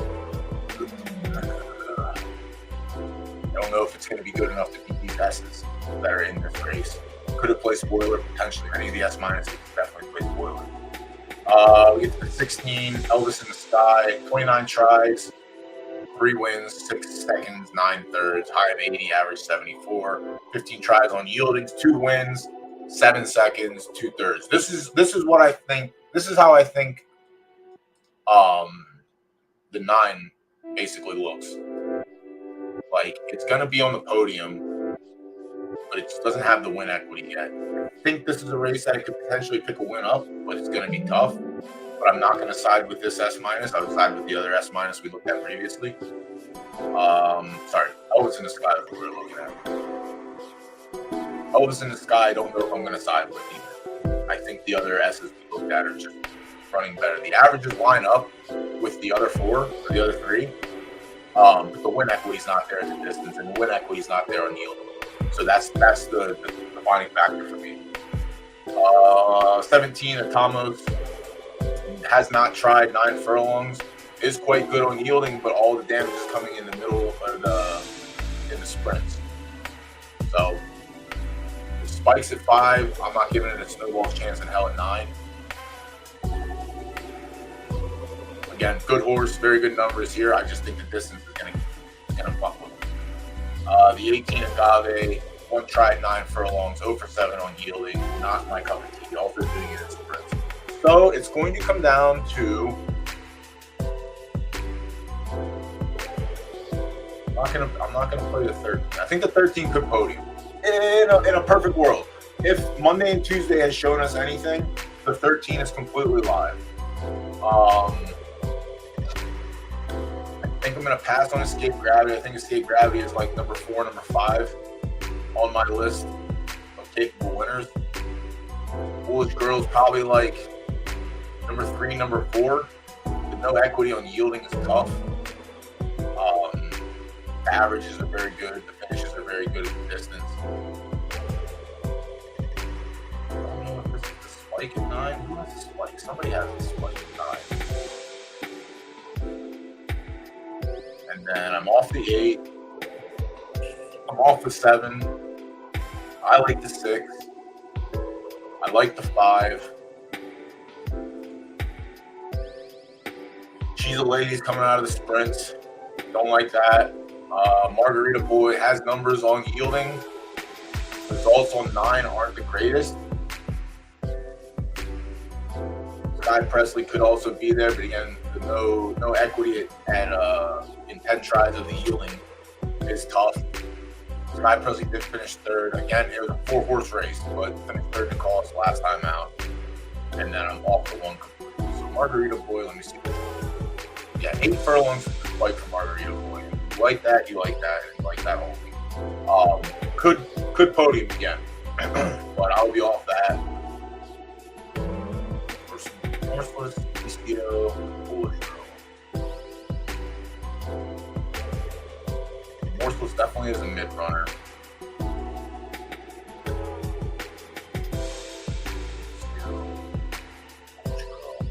Definitely like I definitely like Mosquito, Foolish Girl. I don't want to split, but it is a big race. You potentially can get the value on both. Foolish Girl's no win equity is the toughest factor for me.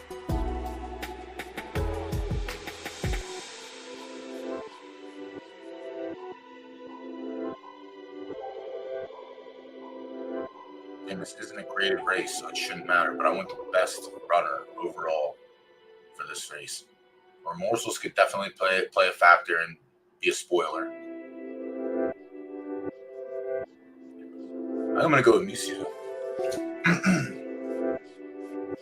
I'm going to go with the 6. The undercard races, I'm not going to go too crazy.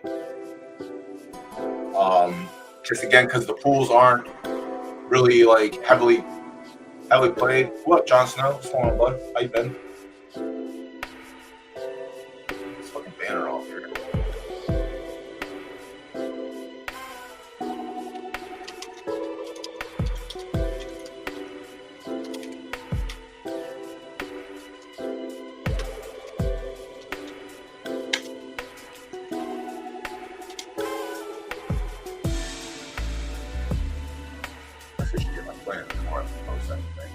Yeah, I'm gonna go with Musio. I can't fault any other 4 horses we talked about. Foolish Girl might just be strong enough to get a win here. Like I'm teetering between those two. And I really don't want to split. But I guess if I have to, I don't have to, but I guess split unit between these two.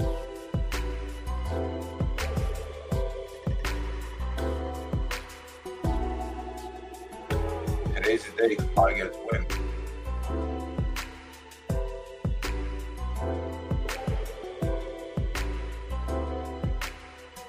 Yeah, I'll split between them. I don't like whatever. I like both these horses.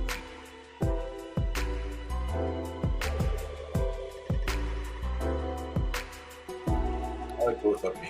I like the other horses as well. I think any of the 5 that we named off are live. Tom was taking the earliest of dollars. Tom was the S plus. That's why. I guess that's the one thing we didn't take into effect is the S plus. But again, sprinting.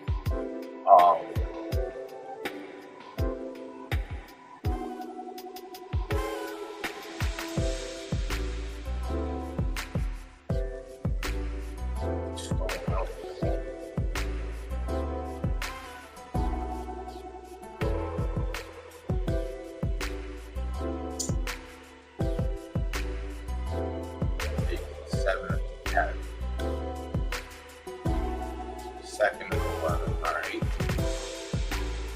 Second.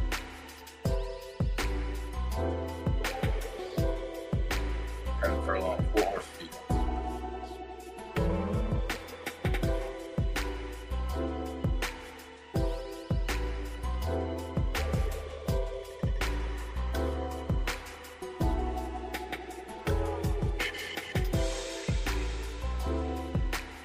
Could just play spoiler. Could just play spoiler. I think the other 2 horses that I actually like are more specialized for that distance. And the Tom was stretching out. But the stretch out could be valid. I don't know. I'm gonna stick to my guns, and when the sprinters sprint, I'll side with the sprinters. When the middlers are running in the mids where they belong, I'm going to take the desired preference on that. So I'm not going to fault anyone for going with the S+. Obviously, it's a very good S+. It's not like it's just a shit average S+ running against a bunch of random horses. It literally reaches the max fleet figure for this race. But I'm gonna sprinkle on the 7 or the 6 and the 9. There's nothing in the show pool yet, which is tough.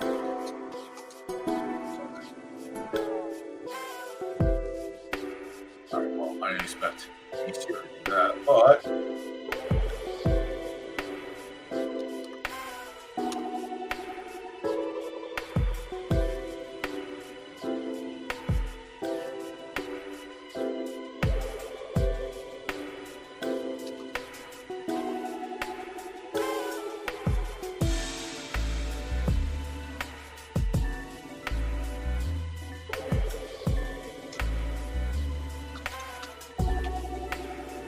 first picks in for Bourbon County. Wrong one.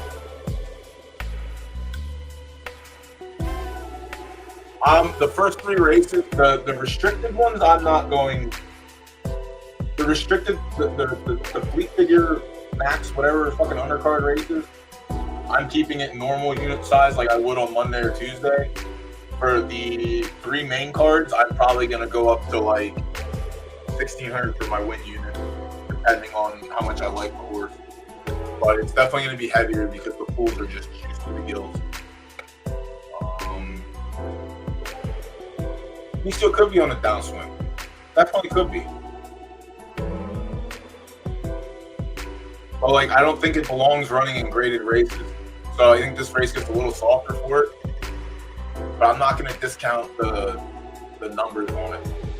Again, the morning line doesn't trust it, but again, I don't trust the morning line 100%. So, but the fact that this is a 9 furlong horse, like this horse is, I'm pretty sure this is the one. It's either this one or, yeah, this is a 9 furlong horse.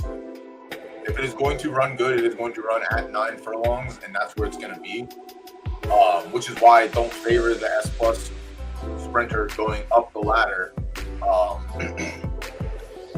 Oh, I see what you're saying. Well, the first race is not, yeah, it's nothing crazy, but it's the early play. Yeah, the early pools are not very much wagered on. I don't think people are wagering on these. But when we get to like the first like stake, real stake, it's gonna be noticeable.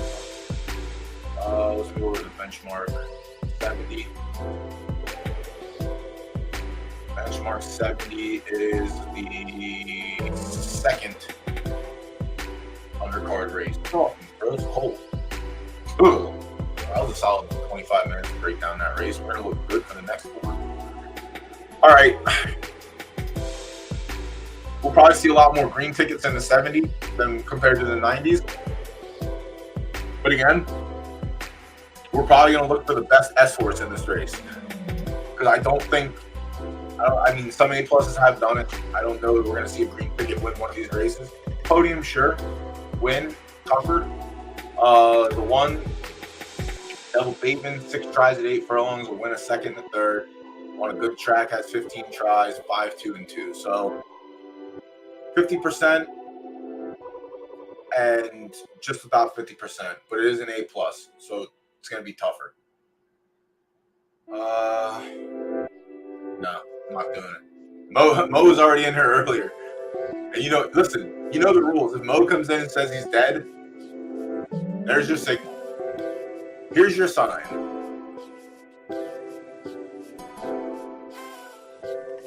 There is your sign. Queen of Bulls, not terribly great. Not very good at all. Only win has come in an S-Max stake, which is great. Depending on the rest of this field, maybe it just has to win the race. But Queen of Bulls so far is not going to catch my eye. It is running in graded 3s and S-Maxes. It has tried to claim her or two. It has a third and a 68 max, 8-horse field. Second or win. I mean, whenever he comes into my chat and says he's dead, he wins. He's 3 for 3 so far. All right, blue, white stripe. Shout out to Moza. Good luck in this race. I think you're way behind the 8 ball, but good luck. Yeah, good luck. Nice. This is my old horse. This fucking horse sucks.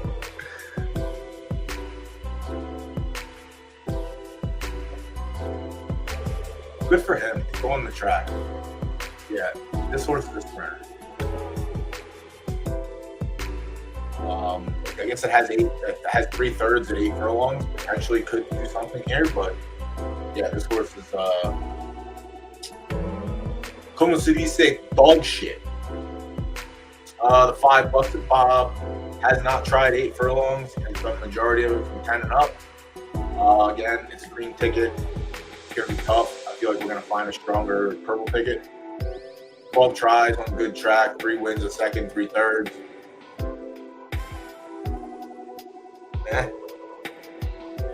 Darth Invader, 4 tries on 8 furlongs. God damn, dude, these fucking races are terrible. Which means that one of these terrible horses is gonna win. All right, nothing really standing out at all within the first 6 horses. The 4, these numbers are obviously, everything is inflated. He's running 4 horse races with this horse. He's farming. And then when I had this horse, he couldn't win for 10K claimer. So I know what that horse is already. As it stands right now, Queen of Bulls is probably the horse out of the 6 we looked at. Yeah. Move on to the 7, Meso Forte. Yeah, the best in the last 28 days. Best of the worst. Meso Forte, 4 starts at 8 furlongs, 2 wins. So the actual first horse we find with some equity in the distance. Has not tried a good track though. And is running in stakes. Has a 3rd and a 73 max. I feel like it ran these 3 graded stakes to try and bring its number down a little bit. Meso Forte is probably better looking than Bullish Girl. Or sorry, Queen of Bulls so far. So the 7 barely, but slowly and surely slides to the top. We might see a green ticket win this race. Jetney. 14 tries at 8 furlongs, 6 wins, a second, 2/3, 9 tries on good, 3 wins, and a second. Just A+ stakes. Clean it up. Kind of. I guess we can't discount it. It's the best runner on the distance we've seen so far. Outside of Meso Forte. But Meso Forte doesn't have the good stats. It hasn't run a race under yielding. And its yielding number, it does have a win at 8 furlongs on yielding. Sure. I think maybe in a head-to-head matchup, I think the 8 would win it. Maybe there's the A+ that beats the UPS. So Jetney could be a live play, honestly. The 9 ultraviolet DSF. No tries at 8 furlongs. 12 tries on a good track, 3 wins, 5 seconds. Respectful. Running in A+ stakes, actual not 4 horse field, so is competing. 10 and above. I don't know if it's tried anything under 10. Hasn't tried anything under 11. This could be one race where it could pop up and do something special. I'm not going to discount it there, but I think Jetney's probably better.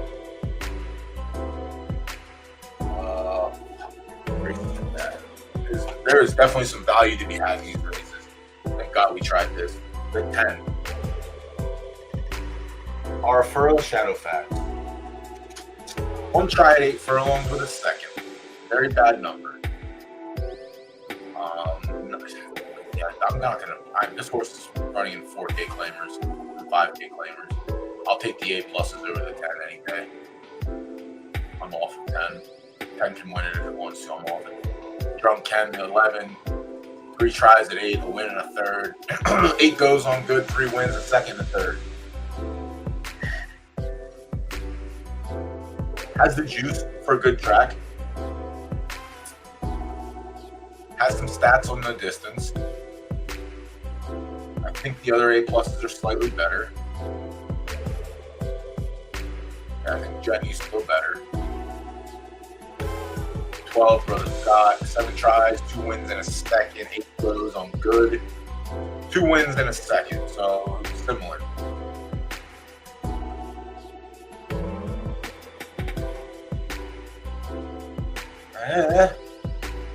I guess 2 for 17 lifetime. What do you want from me? What do you want me to do here? Just ran a 69 max and got mollywopped. Ran a 71 and finished 4th out of 5 horses. Yeah, I'm off with 12, Brother Scott. 13, Chocolate Chips. 4 tries at 8 furlongs with a show. 20 tries on a good track. 3 wins, second, 2 seconds, and 2 thirds. This is bad horses. The best horse we've seen in this race is an A+, and it's going to really kill me if I have to bet that order. The 14, greatness. I guess this horse is a gray. 4 tries at 8 furlongs, a win and 3/3, 100% podium rate, 71 high, 66 average, solid. Good track, 11 tries, 2 across the board, 72 high, 65 average. So averaging 66 and 65, respectful.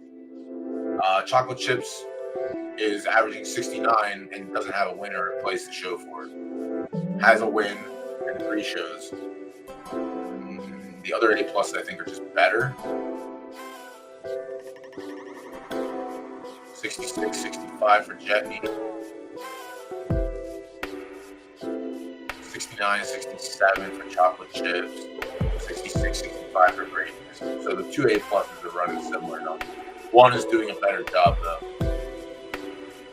The 15, Lotso, 5 tries. 5 tries at 8 furlongs. A win in 2/3. Not good bottom. 10 tries on good, no wins, a second, 3/3. Not good bottom. Another AJ Striker special. Hey Suburbia, the 16, 15 tries at 8 furlongs, 4 wins, 3 seconds, and a third. Just might have found our play. Might have. 2 tries on good with 2/3. It's a 2-star soft. That could be the kicker. But the rest of this race has been butt cheeks. Only runs at 8 furlongs. So literal distance specialist. Better than the other S- we saw. Yeah, definitely better than Brother Scott, methinks. Probably better than Shadowfax. Way better than Shadowfax. I'll take that one over the 7. I think.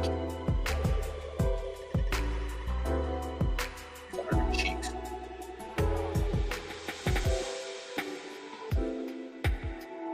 Yeah, Hey Suburbia might make the play. Sensitized. What was I saying? 14 goes at 8 furlongs, 2 wins, 4 seconds, 2/3. So 8 for 14, 150%, very good. 10 tries on a good track, a win, 6 seconds, and a third. Has the equity. Averaging very good. Hey Suburbia is still averaging better. The 18, Thug Elixir, 3 tries at 8 furlongs with 2 shows, no good on good. Goddamn, this is going to be a disappointing race for us. I'm gonna go ahead and I'm gonna find the best horse, but one of these bad horses is gonna figure it out. I don't like this horse. This horse could win the race. As disgusting as it sounds, this horse could win the race.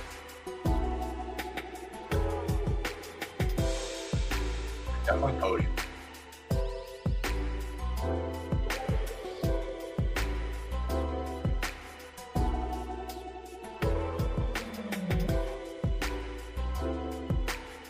Suburbia.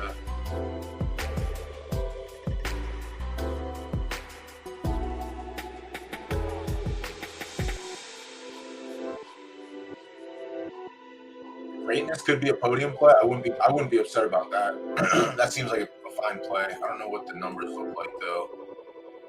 There's nothing going on in the show pool at all. All right, yeah, there's nothing going on in the undercard races. Nobody is touching them. So hopefully by the time the races kick, everyone has something in there. We'll look at this one. I don't know that this A+ is better. I don't like chocolate chips in this race. I think the other S- and S are better. Brother Scott. I love Brother Scott. Drunk Ken. I don't know if this is the one. Drunk Ken. I think the other A+ are slightly better than you. Shadowfax can fucking drown in quicksand. Good for you. Ultraviolet's been doing it 10+. That's the main issue with this one. We'll look at it though. We gotta look under the hood. Yeah, I do like Jetney as an A+ in this race. Mesa Forte doesn't have any good results. I wonder if it has any fast results that I can't see. Sloppy sauce, sloppy yielding. Has never ran below yielding. What's yielding numbers?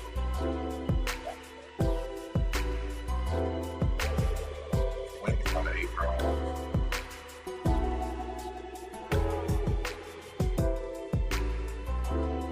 Might be a little too inconsistent for my likings, honestly.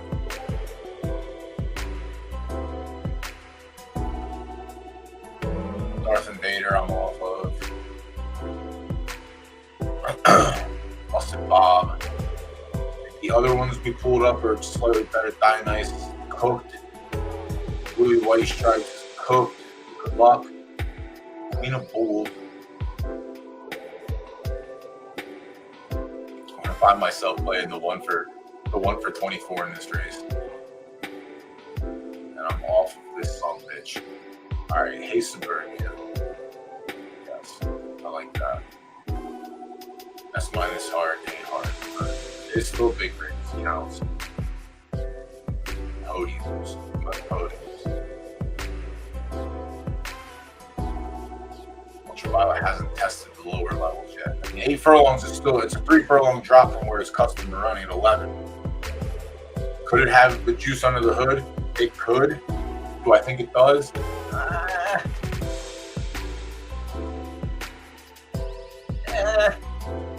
Got solid numbers on a good track. Just doesn't have to.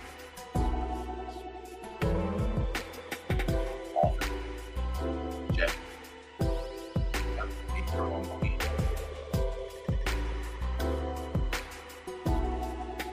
So Forte is all over the place. It's an ass.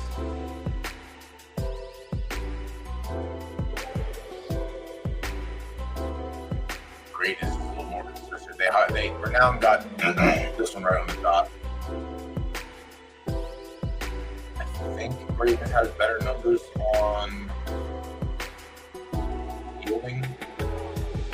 65, 72.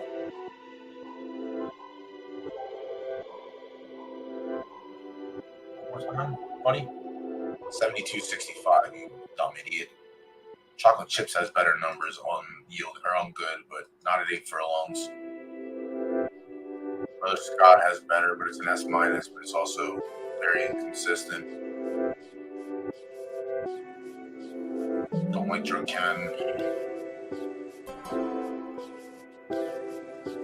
8 furlongs ran a bad, terrible dog water number. Pretty sure this horse doesn't belong in distance. Yes, it does not belong in distance. And that 57 is a perfect demonstration of why. So that's why I'm off of 10 as well. 73, 67, 100.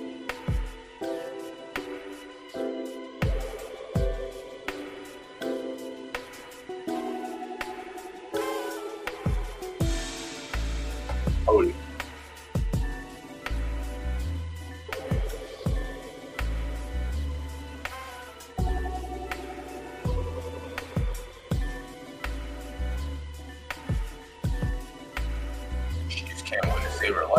has to be better than the rest of these donkeys in here. She's just been running stakes and graded stakes her entire career. This is 100% a step down. It does have benchmark races sprinkled in.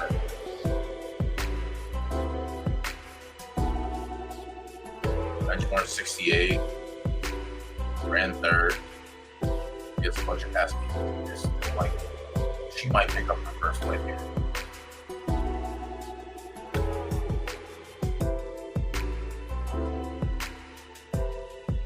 Nesta Forte's been running in benchmarks everywhere.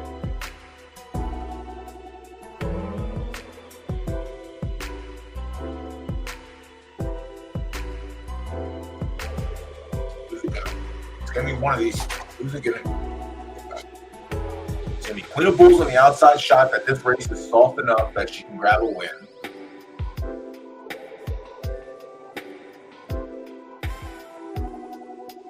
This doesn't even look terrible. It's a good win.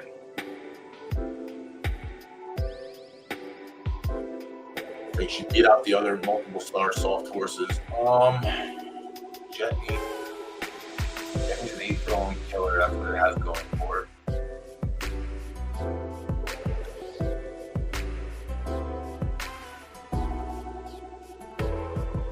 Obviously, a better bred horse and beautiful. Should have some heart to help. Hey, Suburbia is just long.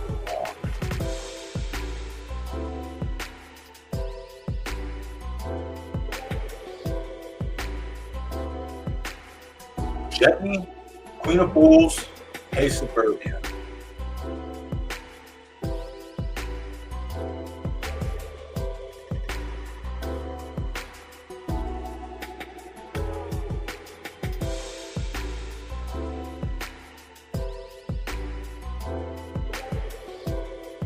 Hey Suburbia is going to be my play, and I'm just going to sprinkle Queen of Bulls. Do a quick refresh. Nesta Forte has a little bit dollary dues on it. Cool. Sprinkles in the earlies.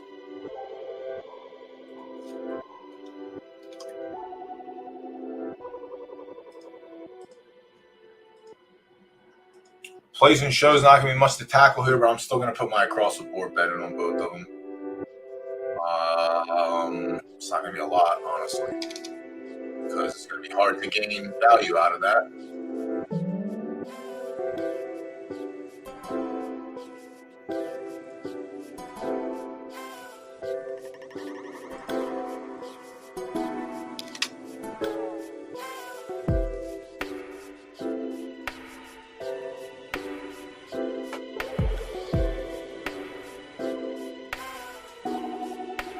On the 2 and the 16. 2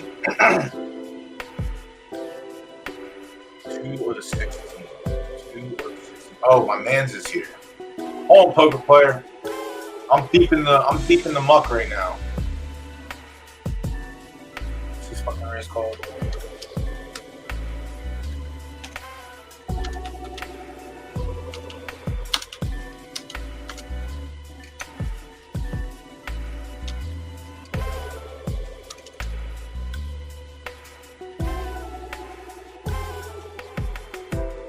I get you up now. I just had to get through the what's up, bud? All right. How's it going? I'm gonna turn this air conditioner off so I can hear a little bit. Let me turn this music down in the background. Is my volume a bit lower? No, you're good. You have to be louder because I think your accent is much thicker that Americans might need to hear you better. Definitely. What a strong field they've got there for the bluegrass there. All right, I'm gonna have to turn you up louder. I can turn my volume up if I need to, Mike. Put your volume up a little bit. It's your accent. I'm just. I'm a soft-spoken guy. What can I say? Well, that's the other thing too. Yeah, that's why it was probably better off that you weren't up here when the JJ was. We can get a word in edgeways with him, like. That's perfect. Now it sounds a little bit better. You have anything running today? Lots. I've always got lots running. I mean, I've got the undercard and the main card. Yeah, I'm not Comish or YSM. I'm not gonna just sit here and plug my horses, like, even if I'm retiring some for the weekend. Listen, if they have a chance, they have a chance. If they're dead, they're dead. They got no chance on arrival. I've got King of Victory running tonight. That's my big one. My 8 Pref S Plus. Did He's running in you? the sprinter. Are you queued for the Derby or no? I think I've got something in, but it's rubbish. I've got something in each of them. Yeah, there's a couple horses I like already in the Derby that I saw earlier this week. And I Well, thought, Sprinter Sack is the obvious. Yeah. Favorite. This I've got quite a set. this sack is shit. This sack It's is a shit. 12 furlong specialist as well. It's got I no literally uniform. sat there Monday night. That's why I keep saying I need to go back and clip this stuff. And I said, I guess if there's an off-preference horse that's going to win, it's going to be the 4 in this race. But I fell in love with Super Bowl, and I liked Rita a little bit. But lo and behold, Quite a Sight came through and said, "You don't get nothing today." That was a nice surprise for me that when I came in. Like, I actually thought about withdrawing him and putting a better option in his place, but You gotta try it, right? I mean, the number wasn't terrible, but he did run back again, right? Yeah. I mean, one of mine, just doing it last minute, withdraw him at the last minute and put somebody else in with 1 point. There was a couple seasons ago where I tried to qualify my right dirt sprinter for the left dirt sprint. He won the first qualifier. He put up like a 78. And then I run him back the next day, same qualifier, same distance, same track conditions. Runs like dog water and puts up like a 64. So I'm like, all right, well, the field either had to be weaker or something, temper played a role. But he was an S and retired with A+ temper. But he had S+ start, speed, and stamina. It's weird, like that horse you're looking at, he wins out of 14 runners and then goes and finishes 8th out of 10 in the very next one, similar conditions. So it has to have some instincts of heart. Oh, maybe not. Deep. That's crazy. I was looking at a Porsche horse today. That's my horse, is it? No, 360 win. I mean, that's Quite a Sight. Yeah. This is Well, there's another Porsche foal that was on the market that was good. I was recommending it to somebody, a new player today. Oh, the one that's listed for 240? Aye, that's it. What a great recommendation. I love when I get the kings of the 1%er club on my stream. It's so fun. Well, it's funny. The boy came to me and he said he's asking for help, so I'm helping him. And I'm like, right, go. If you go to Claimers, and here's this for 10k. And then he comes on and goes, I'm thinking of buying this for 400. I'm like, oh, we're playing that game then. I got a left dirt S+ listed, and I'm more Yeah, than the price. I don't know if he's bought. I gave him a couple of 75k horses that look good, so I don't know if he's bought them yet. I mean, I feel like I have a couple nice RDF fillies listed with 2.5 across the board on preference. And the one, I think both of them are open. The one, like they come from a Gen 0 ticket with Astro, but the way I bred them, there's no profiles on the stud side, so they have definitely open. I listed for 30. I think they're not going to come below that. If someone comes closer to an offer, that's fine. But I told the JJ, I was like, if you're going to sit in my stable for 2 months before I get to run you, you're just going to sit on the marketplace. You're just going to sit on the marketplace, and if you happen to sell, you happen to sell. But that's probably there. That won't be there on Tuesday because I'll hammer that on Tuesday. I'm just Derby poor just now. So yeah, once you win the Kentucky Derby today. Well, I might be on tonight if I win the sprinters. You win any of them. Even podium. I think who was it? A couple weeks ago, they finished second, third, and they ended up collecting more than one of the winners just from the 3 podiums. But yeah, it's nice to have the big one at the end of the season, right before the market opens for breeding and for new horses to hit, because you just take that money and you just go, give me some of those. I'll have some of those. I try not to buy anything in the last week because I want money. I want to be Derby rich on Monday. To be fair, your stable doesn't. I don't think you need that. I don't think you need that. You always need fresh. You always need new meat. You always need new ones in. I've actually got a poor crop this year. I won't run as well next month as I ran this month, but the season after I'll be flying. Like 457 horses, and we need more. If you look at my 0-year-olds, there I've got a really nice crop coming through, so I have to be patient for them. You do have some nice S+s, yes. So I'm Right looking there, forward right to there, playing right them. there. Are you just mainly in right dirt and left dirt? No, you have left dirt. I try everything. You're everything? Yeah. I've actually just started getting into RT, really. I've got some S minus and S kind of fillies to build up from, so.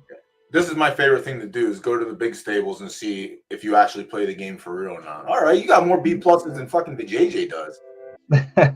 Oh, he's a 1%er. I'm just a wannabe 1%er. That was a great deal for me. I've got a couple more than I thought, actually. What am I doing breeding all that garbage? What's that? What am I doing breeding all that garbage? Listen, I got someone in here that is a right dirt specialist at the A plus and below, so they don't see this as garbage. Some of these there's money there's a few quid to be made of it, like. We were talking about it earlier. There really is. In the lower levels, you can make a decent clip. Well, one of the reasons I bred my Bs was the B plus, especially. I thought was it's good for earning the crown. Yeah.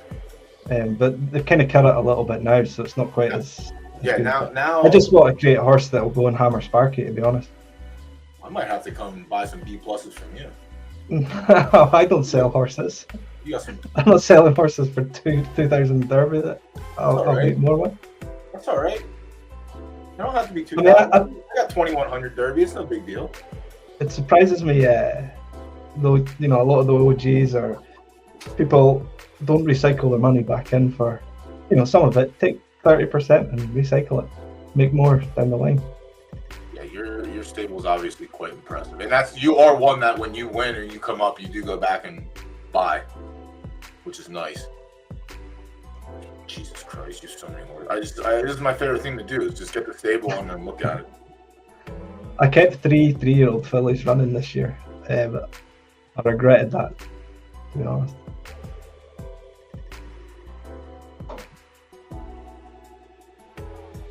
Jesus. Yeah, you got some nice ones in there. All right, let's get this last benchmark race out of the way, and then we can focus on the main races, which I don't know if you've looked at any of them yet, but you carry on doing your thing, and I'll just jump in whenever you want to. It's very easy for the first couple. The benchmark ones are, you just got to find. I like to find the best one. Can you make out what that is at the back? Yeah. It won't be like Harbor Classic Day where you were sandwiched in between me and Zook and we were just screaming like idiots. I felt really bad because I went back and rewatched it. I'm like, yeah, he looks pretty uncomfortable there between two idiots screaming back and forth. I've been, people get sandwiched between two dudes. This happens. Two topless shirts. Sometimes. All right, the last benchmark stage chat. 12 furlongs, left third good, 90 max. So closest to 90 without going over is what we're going to look for. Obama runs I'm going to throw out right away. I'm not going to favor a claiming horse in this race. I feel like there's going to be better horses, as we saw the race previous. But does have results at 12 furlongs, does have some results on a good track. The fleet aren't terrible, but you're a 20K runner and a 10K runner and a 15K runner.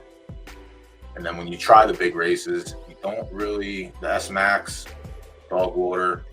He does have a win on a 73 and under, where you ran a 79, but it was a 5-horse field. These all short field, man. Where are you at on fleet figures in short fields? Do you pay attention to that stuff at all? Yeah. Like, to a degree, Yeah. All forms part of the puzzle, doesn't it? I feel like for me it's a little different because when I'm trying to handicap, like I don't want to put a lot of stock into a short field, high fleet figure. Mm-hmm. But I mean, as far as like when you're trying to discover a horse and you put up like a 75 and a 4-horse maiden, like, or a 4-horse S stakes, and you put up a high fleet figure, like you put a lot of in, like, are you like, all right, I have a good one here, or let me try again with like a couple more horses and see if that has any more effect on it.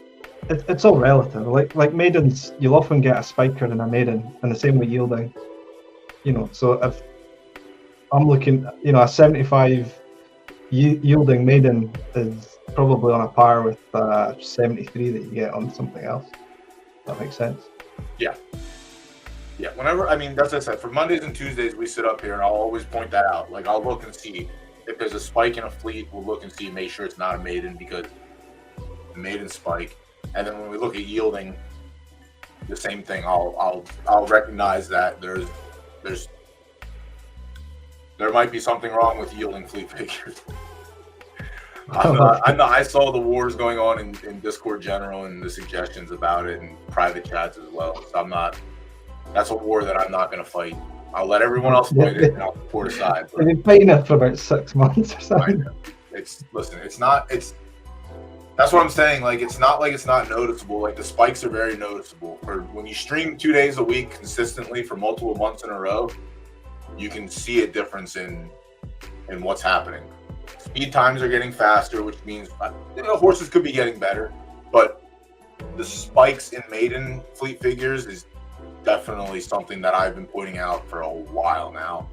I don't go into Discord general and try and pick fights or arguments about it. I let everyone else do it. And if I see something that I like, I'll add on top of it. But yeah, I definitely think there's something fucky with the fleet figures and the maidens and on yielding as well.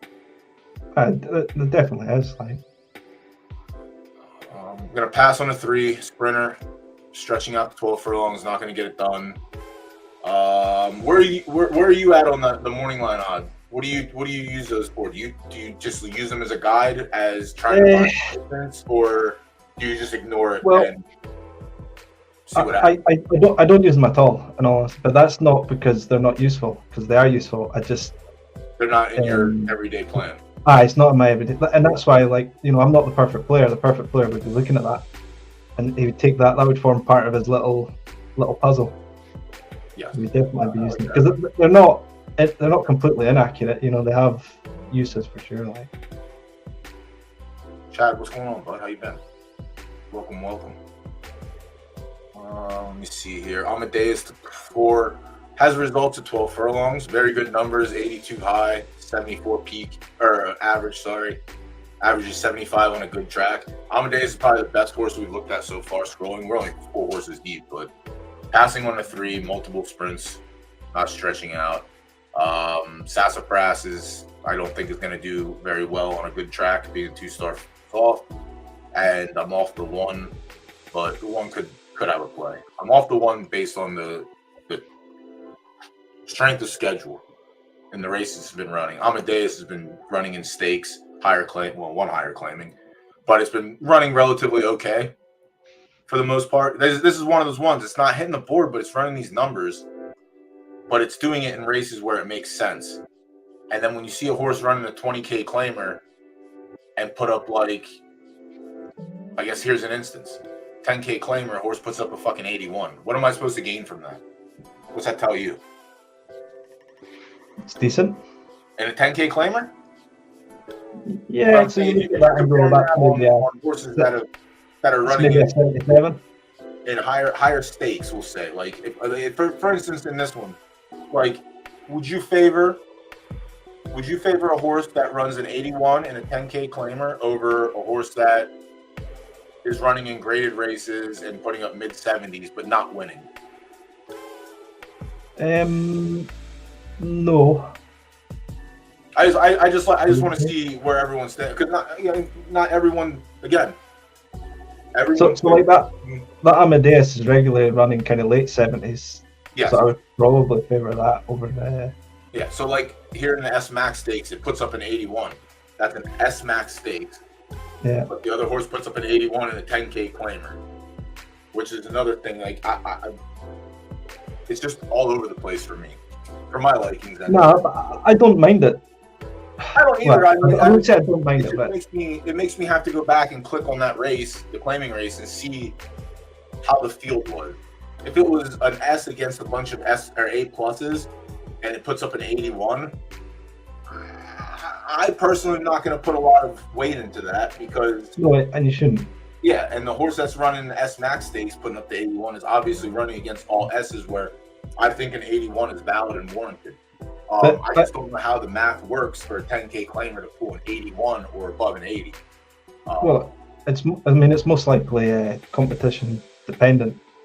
But I don't mind that because that keeps it tougher to, it'd be much easier for the spreadsheet guys to bash it out if every horse was just hitting bang on what they should be hitting, if that makes sense. So I don't mind the, some, maybe not errors, but these outliers popping up. Like, fair. Yeah, for right now, I'm gonna move the 4 to the top of the list. It's bred for the distance. Doug Passion was a distance runner. I don't know about Empire Rose, but it's definitely shown that it likes the longer distances. It favors the good track. Its numbers are consistent and the averages are very good. Positive Energy, I'm going to go ahead and assume that it's not going to do well because, again, it's sprinting for its career. I'll pass on that. Trotter Twist is a 2-star soft 6-year-old with 1 win and 51 starts. Now, normally on a Monday and Tuesday, this horse would be 51 for 51 undefeated and can't lose this race. But this horse has no fucking chance, and it's also from the 6-year-old, the AJ Striker stable, who's known for farming. So he's my favorite stable in the game. Yeah, I love it. He's my best blood, practically. Yeah, I love it. Like whenever I don't look for the races to farm, but I imagine if I had a good S that could like compete, I would definitely want to go in those races because you just pick up free Derby. But yeah, I'm gonna pass on the 6 altogether. Nashville Stomper, the 7. 3 tries on good track, no podiums. 4 tries on 12, no wins, a 2nd, a 3rd. High Fleets, slightly fair average, worse than Amadeus, the 4.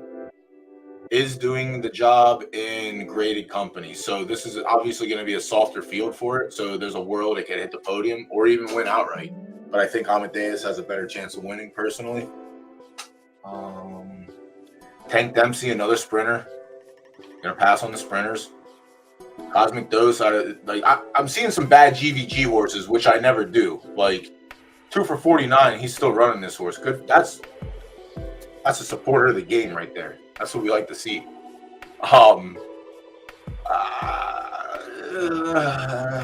This race is so weak that there's a world that this horse could podium or win. He'll be running against good horses probably. Though. Yeah, I mean it's running the S-Max Stakes. It's the horses it's losing to are actually in this race. I know this horse. We had it on the stream earlier this week, I believe.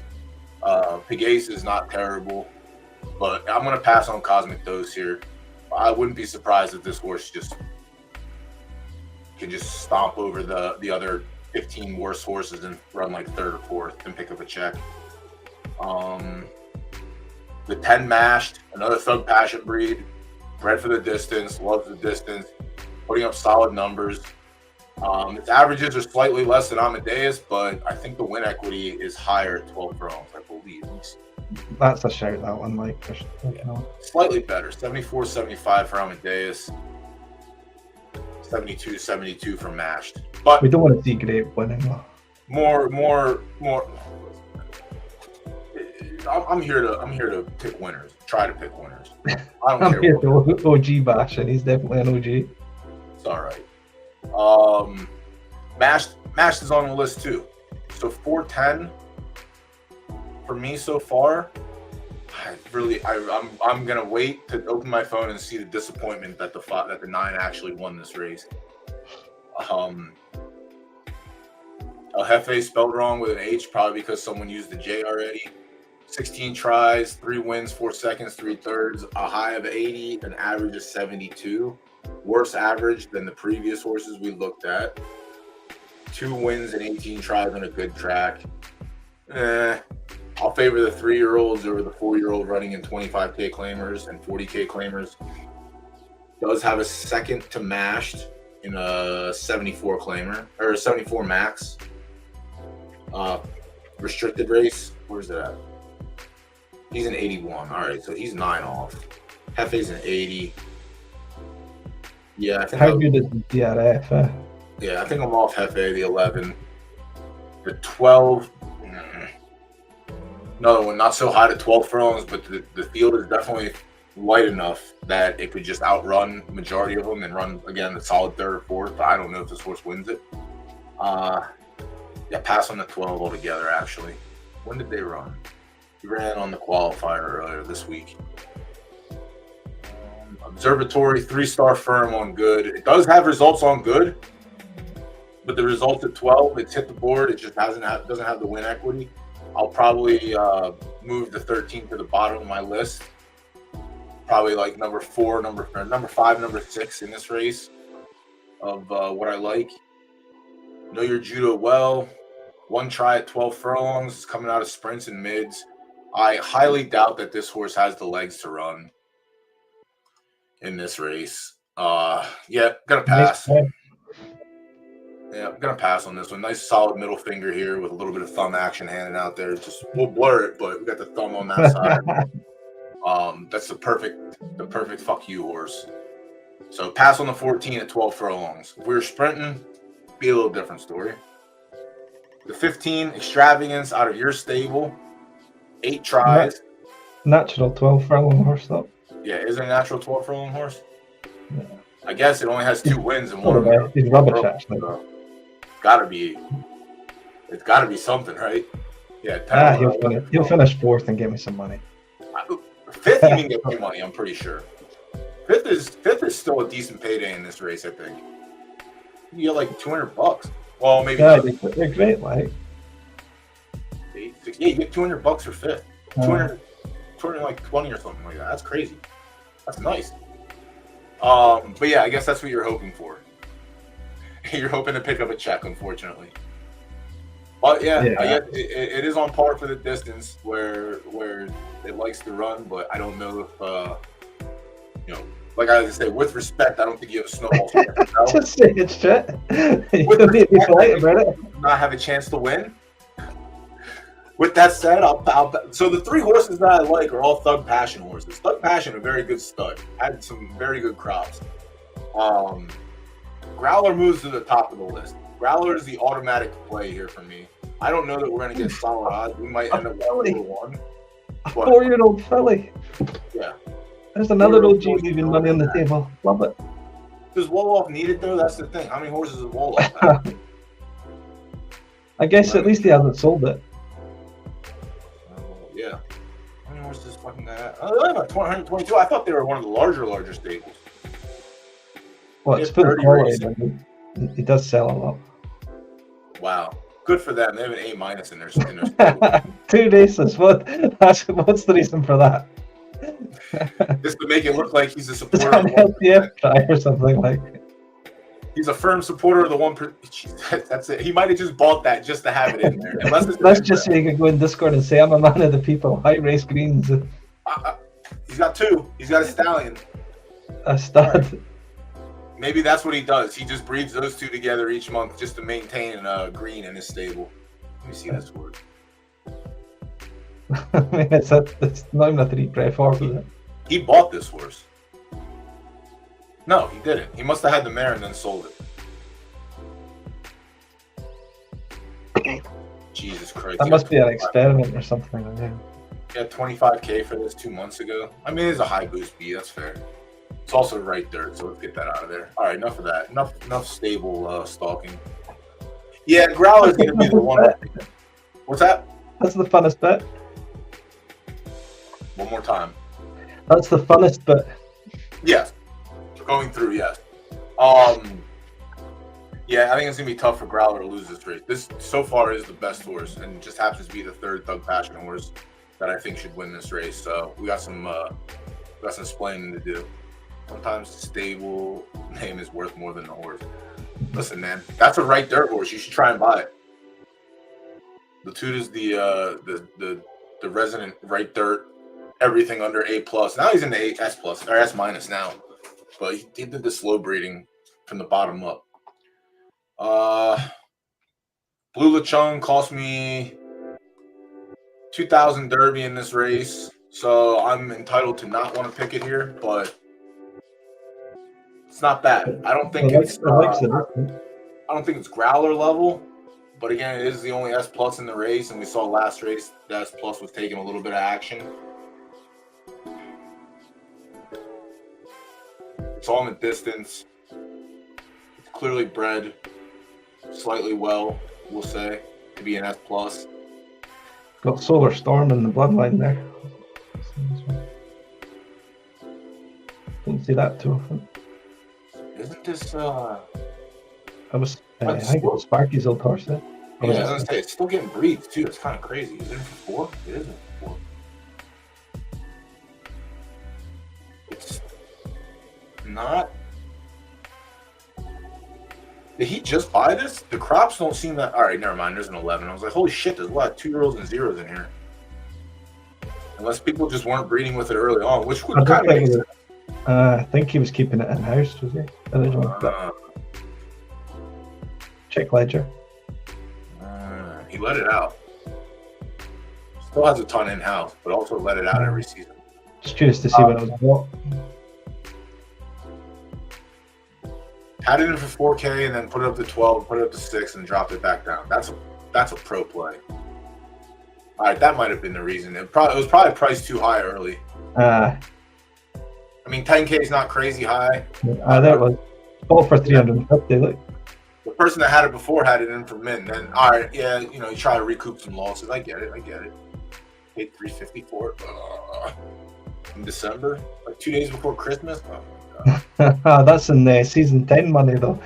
Just after the season 9 money, I think. That's nuts. But yeah, I guess Blue Chung could be an outside the win. That the plus means something in this race. It has to. But I think Growler is overall. Again, it's a 4-year-old against a 3-year-old. The numbers at the distance look a lot better. But it's more than double the amount. But still a little more consistent. 15 for 17, 4 for 7. I think I want to favor the firm over the soft horse in this race. Hey, a fellow Scotsman. I was gonna say, I think that's your brother and your brother. He'll probably live half an hour for me. Jesus Christ, that means your ancestors fought in wars back. Well, I've seen Braveheart. I'm from the Highlands of Scotland, remember? Jesus. I did, however, I do want to let you know, I did watch a 5-minute YouTube tutorial on some Scottish slang, but I didn't retain any of it. Gerard Butler taught me some slang. I found a video of him going down about 50 words, and I was like, none of these words sound fucking cool. I don't want to use any of these things. Some of them didn't even make no damn sense. And then to round out the field, Kiva, yeah. With respect, you said it all. That's it. This horse is probably cooked. One of them will get 5th place. You watch. That's all you need. $200. That's all you need, exactly. So really, it's going to be the 17, the 16. Where's she at? I guess Mash could play a role, but I think the 17 and the 16 are just better. Mash is the other Thug Passion breed. So 17, 16, 10. 4. I'm just anyone but the OGs. Let me see I don't want to have to be on the S+. Growler's taking her. All right, the undercard's not getting shit for wagers, which is weird. I don't understand why the undercard doesn't, but the main does. Well, the promotion though is pretty poor on their part. Like, there's hardly any. You said it, not me. Hardly any talk about it, You said it, not me. I said it 2 weeks ago. So you said it this week, not me. But I did ask Ian on that random spaces that he did this week, but unfortunately it didn't get recorded. I missed that one. I was busy. There was about 14 spaces at the same time. You didn't miss anything. I just asked a good question about the wagering and the layout for it, and if there's any plans, and if all the stuff being held up is based on legal issues, then it is. But you didn't miss anything. It was I'm not even gonna talk about it after that. It was not, shouldn't have happened. I'll just put it that way. That's just my personal opinion. That space should have never happened. Timing's not great, It was not. I'm about the only person who actually likes the news. I think it's good. There's about 3 people that I know that's it. Everyone else. Listen. If I come in and buy a company, I'm fucking blowing that shit up and starting all over. That's all I'm gonna say about it. I think fair play. I mean, he's came in, he's looked at it, and he's gone, I can't, realistically, I can't save this shit. Yeah. Which makes sense. I have to start again. I listen. It's the same thing with you don't have American football over there, but like when it happens with soccer also, or footy. Sorry, they'll hire a new general manager, and that new general manager has his plan in place, and he is going to execute his plan. If the previous regimen's, pieces that they have don't fit the plan, see you later. Yeah. That's just how it works. That's with everything too. It's like when someone comes in and they have control over everything, if what was there before they bought it doesn't fit the plan, it's out. And I understand it. I respect the move because I understand that if it's not salvageable, why am I going to keep putting money into it and trying to bring it back to life? I'm just not going to do that. I get it for the guys that still had money in it or still playing it, but I'd kind of written that off a while ago now. I'll be Satan on this one. Listen, it's called bankroll management for a reason. And investing is literally the biggest gamble you can do. If anyone goes into anything thinking they're going to make billions off of something, millions or hundreds, that is the wrong mentality to have. Nobody held a gun to your head and said, buy all of this stuff. Nobody did that at all. So I understand it's frustrating, but that call that they had where everyone was up there, I put this in, I spent this, I want this, what am I getting? Me. Like, you understand, like, that's done. It's been done. That's it. The new ownership owes the previous people actual zero. Now, does that suck? Yeah, that sucks. Is that going to piss off a player base? Yes, it's going to piss off a player base. But they're not entitled to jack shit. That is the problem. And like that was my issue with that space is it's like they didn't have the main spaces. Like they didn't have answers to give. All right, I get it. Maybe don't do fucking spaces then if you don't have answers to give. Maybe that I don't know why they're doing it so early. I mean, if they're 6 months away from but also don't invite disgruntled players onto your podium. I can't believe Crystal Sonar was on it. I was like, what the fuck? That was the most like cringe thing to listen to. And it's like, and then they bring this other bozo up who thinks he streamed more Zed than me or Zook or anyone else combined. And they let him open his fucking mouth. Like, I still remember his streams were at photo finish. I mean, if I'd taken even a hint of his advice, if he's 6 figures and less than what? And I don't like what a dumb son of a bitch. That's all I gotta say. Jesus Christ, man. I remember him going off about some copyright thing. I was like, what the fuck are you on about? Yeah. Like he tried to throw me and Zook under the bus with his stupid fucking streams. It's just like, dude, get a real fucking life, please, because what you're doing is not healthy. And if you've looked at his timeline, you can tell that there's something a little loose up there. I haven't followed him for a long time, so. Well, he blocked me at one point, and then he unblocked me, and then he followed me, and then he unfollowed me and blocked me, and then unblocked me again. So right. that should tell you about the stability of what's going on upstairs. Mm-hmm. I mean, it was shit the way they treated streamers, though. I get it, dude. I'm not going to come in and I'm not going to buy a restaurant and keep everything the same. I'm changing that shit if I'm buying a restaurant. That's just how it works. Like, I hope they do weight the hand. If you're handing in Z1s, for example, I hope they do weight that. Burn this or whatever. You use this, but you get this for being an early supporter type thing. But yeah, going up there and demanding compensation was like the most disgusting. It was disgusting. It made me sick. And it's like I knew a lot of people in there, and I'm like, this is like, don't like it. But we're off of that. We're on to the majors. Now you have one in each of the next majors, correct? This is my big boy one. All right. So win, place, and show pool are all juiced to the gills.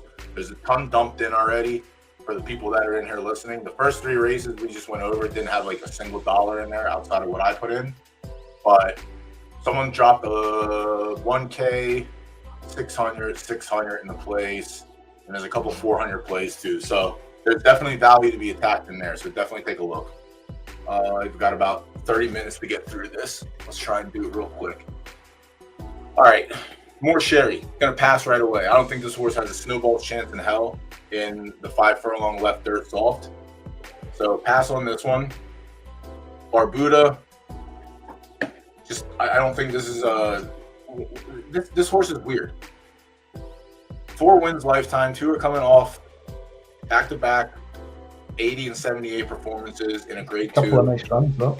In a grade 1. I think these are the qualifiers. It's 2 for 5, 2 for 7 at 5 furlongs. No equity on soft. I guess we had to find the soft killer. Papa Bear Dow, I just bet all of them. Listen, man, you can't lose if you bet everything, right? You're a winner no matter what. You gotta win. You gotta be able to win. Like, you bet 12 horses, one of them's got to win, right? Yeah, I did give you a good luck, but same thing with respect. I don't think you have a snowball's chance in hell, but 5th. That's all you have to hope for. 5th. Oh, you bet all? Yeah, I mean we're on. I'm on my way to betting all the races today as well. But the last 3, the 3 main stakes are the ones that are going to have the most play in the place and show pool compared to the 3 undercard races. They just, I couldn't tell you why, but it is what it is. The 3 dopey, 1 for 5 on soft at a 1.5 firm preference, 12 tries in a sprint at 5 furlongs, 3 wins, 3/3. I feel like we're going to find something way better in here, and it looks like it's lost to half the field already in these similar races. Downeaster Alexa, first S plus we get to. 8 tries at 5, 2 wins in a second. Peaked at 83, averages 74 at the distance. Soft, 6 tries, 2 wins in a third, 50-50. 83 and 75 average. So not terrible. Solid runner. Has been doing it in graded stakes throughout his career and doing it well. So the 4 could be an outsider. Wabi Sabi, this is bullshit. This is already a horse named Wabi Sabi. You just put a space instead of the thing. So I got no respect for the 5 at all. But 12 tries at 5 furlongs, 2 wins, 3 seconds, and 2/3. Peak of 85, 75 average on the distance. 6 tries on soft. It is a half-star firm pref. 1 win in 3 seconds. Peak 82, average is 75. So, again, it is running the races, is competing in the higher stakes. It's just not getting it done like the previous horse we looked at. It's running against the same company, but just not accumulating the wins. So I think the 4 still stays on the top of the list for me. Nova Rose out of GVG Barn, 10 tries, a win, a second, a third, 0 for 6 on soft. I'm sure he has a better horse in here. I have nothing to add to this. I don't think it has a chance. The 7 Heat Seeking out of D Stables, 9 tries on soft, 3 wins, 2 seconds, high A 78, average 73. 5 furlongs, 11 tries, 2 wins, 2 seconds. Not for me. Not for me. Bronze 3 out of Phantom Stables. Has results on both. I don't know if it's going to get it done here. The majority of the wins looks like it came in DGen After Dark, S-Max Stakes. S-Max Stakes restricted. It has 1 win in a graded race, and it was the qualifier. And the qualifiers do come up soft sometimes. I don't think the 8's going to get it done. Swift Juicer, no chance in hell would I put a derby play on this, but if I don't do it, you should put $1 on it at least. It means it's going to do something good. Fazzoletti, 3 tries at 5, a win in a second. The lowest average out of any of the other horses we looked at. We're off of it. We get to the 11, King of Victory. The only thing that's wrong here is the 2.5 stars. That's it. But this is your killer, and it looks to be a solid runner at the distance. Has the only downside is he ran terrible in the LT final, so he might not have the heart. Because he ran he ran 12th, and my other LD horse, which is nowhere near as good as King of Victory, won it. He might not have the heart. That's the thing. You don't think it has the heart? Nah. Maybe not. It has everything up front, that's for sure. It's a quality sprinter, like. 13, 26, 29 for 39. I feel like you're trying to take all of us off it so that way you can just come in and put 20K on it. I don't need to bet in it because I'm happy with a 375,000 Derby would be a nice enough incentive to win it. Its numbers, the averages are good, even for the distance and for the soft preference being a 2.5 star. Now, you brought up the left turf terrible run. I will say that was turf and not dirt, so maybe it's different. Yeah. Just because you could still have S plus or SS minus heart in left turf and be a left dirt horse and still run relatively poor, I guess. Yeah. Because you're still running off preference. But again, I think the days of taking left dirt to left turf to sprint are far and few between anymore. Before, early on, it was very doable. Oof, don't get me started on that. I would be taking RT to LT, and I'd be taking. I've been taking RT to RT, and the numbers. I'm trying to race my LTS stairs at LDS as well. I don't mind this horse in here, even with your disgruntled words of neglect. But also, you just look. You got a one. This is a.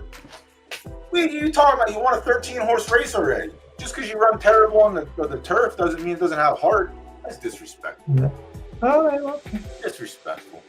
These big stables. I tell you. King of Victory's nice. I don't mind this horse. Maybe the owner that's sitting on the stream doesn't like him so much, but I don't mind him. Great. That's my favorite horse. He's 8 for 10. His record's very good. He's probably the best horse in the race statistically, I would think. Yeah. Yeah, I like that horse in here. I don't have another entry, but maybe there was. Bullfrog to 12, 16 tries, 2 wins, 5 seconds, 2/3. So is competing, just doesn't have the win equity. I still don't like it better than I like the 11. Crown Bull, the other GDG has 3 in here, and I don't like a single one. So that means one of them's gonna win. That's how that works. I don't like Crown Bull in this race either. I really don't. Flamel, 5 furlongs, has 10 tries, 4 wins, 2 seconds, a pretty solid average. On a soft track, it is a 1-star soft preference. I think that's the first one we've gotten to. 7 tries, 4 wins, average at 75. So 77 to 75. Bleak December, half-star, firm pref, 10 tries at 5, doesn't have the wins. 50-50 on the podium, has a win on soft and 4 tries. He probably finishes second or third behind other weaker horses. I don't know that. I think I like your horse better. That's my opinion, obviously. We know you don't like your horse in here because it lacks heart. It's all right. Platinum Rose, 4 tries, a win, 2/3. 3 tries on soft, a win in the third. You can't get it done in an S Max Stakes. What do you want me to do? How do you want me to have confidence and you get it done here in this race? Pass on the 16 as well. The 17 Lattice out of Ted stable. Good to see Ted back. 7 tries on 5, 2 wins and a third. Two runs on soft with a win. High 84, average 77. Where are they at? They haven't happened for a while. I mean, just be they're right here. The win was an 84 and a 14-horse field. That's not terrible. That's pretty good. They beat 3 other horses. It probably beat a handful of other horses in here in that race. Was it a fluke? It looks like he's aged up maybe a little since he was rested. 20 days off. Yeah, a lot of days. 6, 7, 8. I don't know if I can put a lot into that. I still think I favored your runner a little bit more. London Eyes, the 18, another Ted entry. I'm off this horse completely. Wisdom Way, the 19. This is probably the horse that gives you trouble in this race. He's a beast, actually, Wisdom Way. This horse probably gives you trouble in this race. Let me see real quick. Oh, Solenots is in a race. Wow. 5 tries at 5 furlongs, 2 wins in a second. A massive 4 pref horse. Ooh. Yeah, I don't know if the 4 pref. I don't know if the 4 pref's gonna get it done in here. Good luck. 5th is nice, $200. Or no, actually, might be more for this race. I think it comes down to Wisdom Way, the 19, or it comes down to you. To be honest, the 11. I want to refresh and I'll look at the odds. I think there was already like a couple dump bets on these horses anyway. So 11 and 19. I didn't like anything in the priors. I usually just bet whatever Ted and BBG horses in the race. I used to do that. That used to be the way. Normally I pick the wrong GVG horse. Well, that's the other thing that we have an issue with on Monday and Tuesday. Sometimes we have to figure it out. So yeah, 11, 17. I don't mind. Wabi Sabi could have a podium play. Downeaster Alexa could be in play, but I think you and the outsider are the best. I mean, 19. Yeah, 19 is down 5-1. You can still get 10-1 on King of Victory. Damn, I like both these horses, son of a bitch. I like both these horses. I might just split them.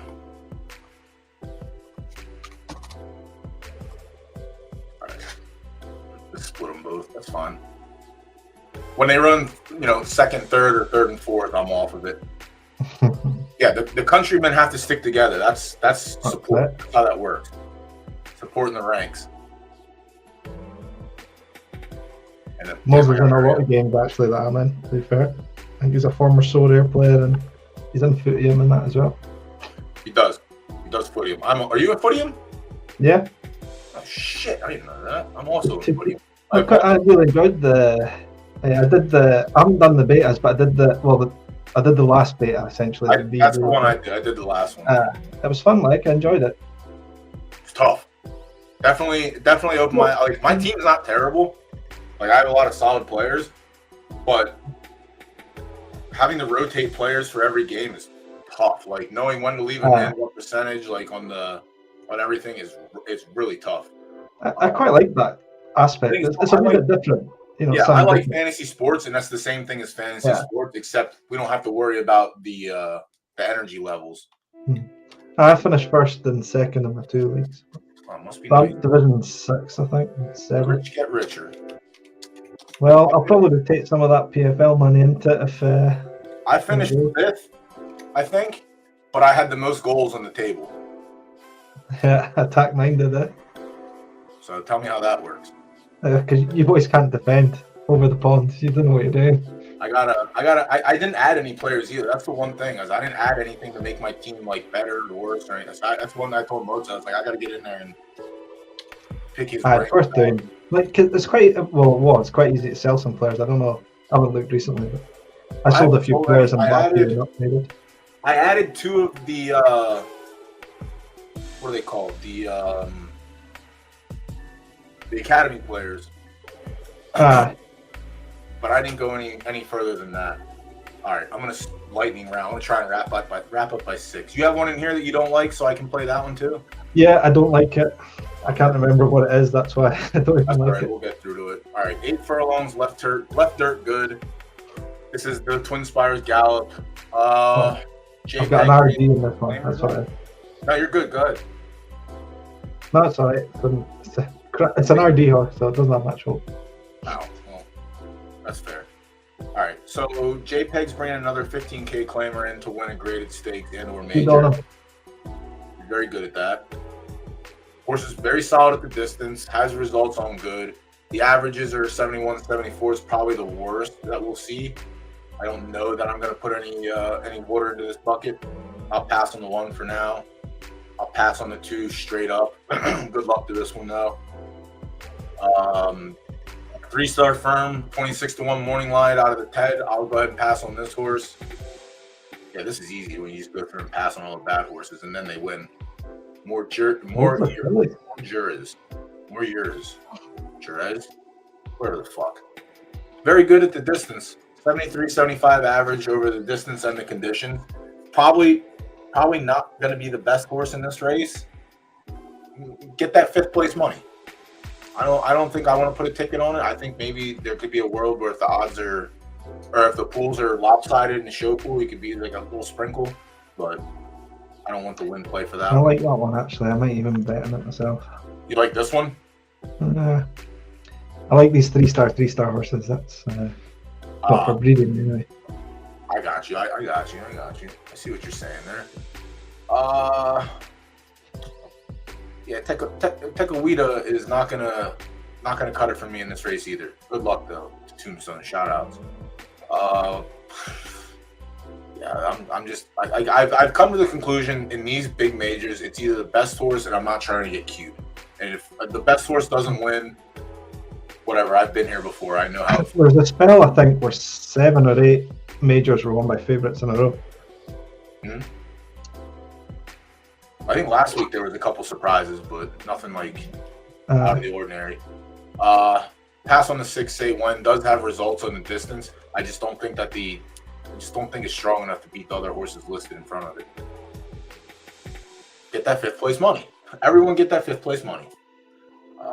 Silva Hammer, the 3 or the 7. One tried 8 furlongs. It wasn't too hot. It was a 5th place out of 9. It lost to 3 other horses in this race. They ran relatively quick. The plus means a little bit more than the S. It does have solid results on a good track, but I think we're going to find something slightly better. But Silva's Hammer is not going to be completely dead, I don't think. It is a sprinter, though, so the 8 furlongs might actually be completely dead. Yeah, I'm off the 7. I'm trying to play, trying to put lipstick on a pig, and it's not working. Yeah, we're off this horse. Another day, maybe. Capricocious? Fuck you, YSM. Name a horse that I can pronounce, bro. What are you doing? Capricious? There it is. Like, yeah, listen, I get it. Hit it after a couple times. Yes, Capricious. 16 tries at 8 furlongs. 13 podiums and 16 attempts with 6 wins. This is very good on the distance. The good track is going to give us some problems, I think. 1 win in 8 tries with 2 shows to back it up. I think that is going to be a downfall here. Has lost to a couple horses we looked at previously that were just better on the preference, but they got 2 entries in here. Maybe they get a couple checks to take home, but I don't know if outright winner halfway through is going to get it done. The 9, Madrigal, 9 tries at 8 furlongs, 4 wins, 2 seconds, and a 3rd. Very good at the distance. Has 1 try on good track, has a 2nd. Is a 2-star soft coming over to good. Again, it does have a 2nd, but I just feel like there's going to be something better. There has to be something better. So I guess they just didn't get the weather roll. Got YSM S3. I'm definitely not picking the 10. The 10 is bullshit. I'll just go out and say it right away. Which leaves me upset because I think I have a juice box breed in the oven for Monday. Yeah, off the 10. Going to be all C11 as well. It's a 2.5-star soft preference horse. Not my style. The 12, a 0-star firm, has excellent good numbers. A nice average of 75, spikes at 80. 8 tries on 8 furlongs, 3 wins and 2/3. Could be the outside dark horse to potentially run good here. Has lost to literally every other horse we looked at before, but hasn't lost bad. Has been in the second or third. Has 1 bad result in there. It's fine. 12 we can put a small check mark next to as a reminder. 13 Crimson Blue. Distance isn't it, unfortunately. Track condition doesn't look like it's it, but the rest of the field could be slightly weak. Yeah, everything except for 8. Ring around the rosy. I'm not going to count it out completely. It does have 7 podiums and 12 tries on good. It's funny, these horses that get like 7 and 9 or 9 and 11, and they kind of get the 10 or the one in the middle. It's really weird. Jesus Christ, YSM has 4 in here, and I don't like this horse either. But I think it's slightly better than the other 2. They might not agree, but at the distance anyway. The 15 passing me by, Thug Passion breed that ended up turning into the mid. 12 tries at the distance, 3 wins, 6 seconds, so 9 for 12. Very, very nice. I like that. I don't like 2 wins and 15 attempts on a good track, but 4 seconds to back it up isn't terrible. Don't know how much I want to put effort into that. This race might be a little, I don't know. I might not play anything in this race.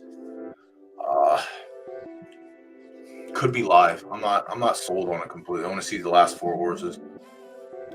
Golden Coat, 0 for 5 at 8 furlongs, pass. King of Honey out of your stables, the right horse running on left. 2 seconds and 4 tries. You know, pretty dog shit. But enough to qualify. Yeah, not the goal. We want the win. Good track, 3 stars, a win and a second. High 78, average is 74 and a 3. That's not terrible. Does have 2 starts on left, 1 being a win, 1 being a dog water finish. They ran pretty fast. There was 6 furlongs also. Are you more of a mid? No, you're more of the lower end, right? Yeah, 5, 6, 7. He's more a sprinter. I tried to qualify for the sprinter actually, but he failed. So. This race is kind of terrible, honestly. I don't like this race at all. I don't mind. This is the only. The right is the only downfall, but we saw a right preference horse win the Derby in the first season, or that it mattered. I can't see it for this one. Could happen. I'm out on the 18. Respectfully, I'm not taking a horse that's running in benchmarks and A allowances. The 19, Berlinetta, 0 for 11. Respectfully going to pass on this one as well. And then we get to the 12, Pump and Dump. I don't have absolute horsepower. A horsepower horse. Wow. This is another bad one. This race is bad. I don't know if I want to pick a horse in this race. I really don't. I might have to go back to that shitty S plus up in the rafters. 72, 72, 75, 72. Excuse me. Excuse me.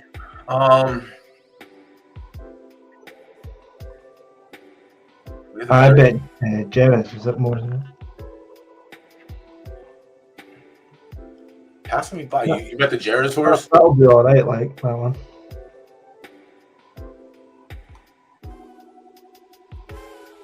Say When has the win equity, but I don't like any. I don't know. Let me do a quick scroll through again. All right, off the 1, off the 2, off the 3. The four. As much as I don't like it, it's coming off 2 back-to-back 14-horse wins, and this is a 20-horse field, so that's pretty good. So it's not the worst. 73, 75. No. Has the distance locked down. Silva Hammer just doesn't have any wins at 8. I don't mind it at a good track. Capricious could honestly show up, but I think I like the 4 a little more. Yeah, Thug Passion's been everywhere, SoCal. Madrigal could also pop off, but the 2-star salt's gonna be tough. The good track 79 is really solid, but it's not on here. I want to see it before. I pretty much already know who I'm locked in on the Derby, so that'll be a quick one for me. And then,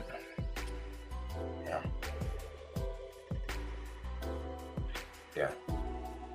I don't think I mind this one as much, but I want to see that 79. That's what I came here for. Another stable keeping the fillies at 3. I mean, we kept 1 on, but yeah. If you have a good 2-year-old season, you kind of have to. All right, it was a second. I feel like if you have a good 3-year-old season, you kind of have to try 2-year-old season. You have to keep trying to 4. I mean, obviously it didn't work out for us because she had a terrible 3-year-old season, had an exquisite 2-year-old season.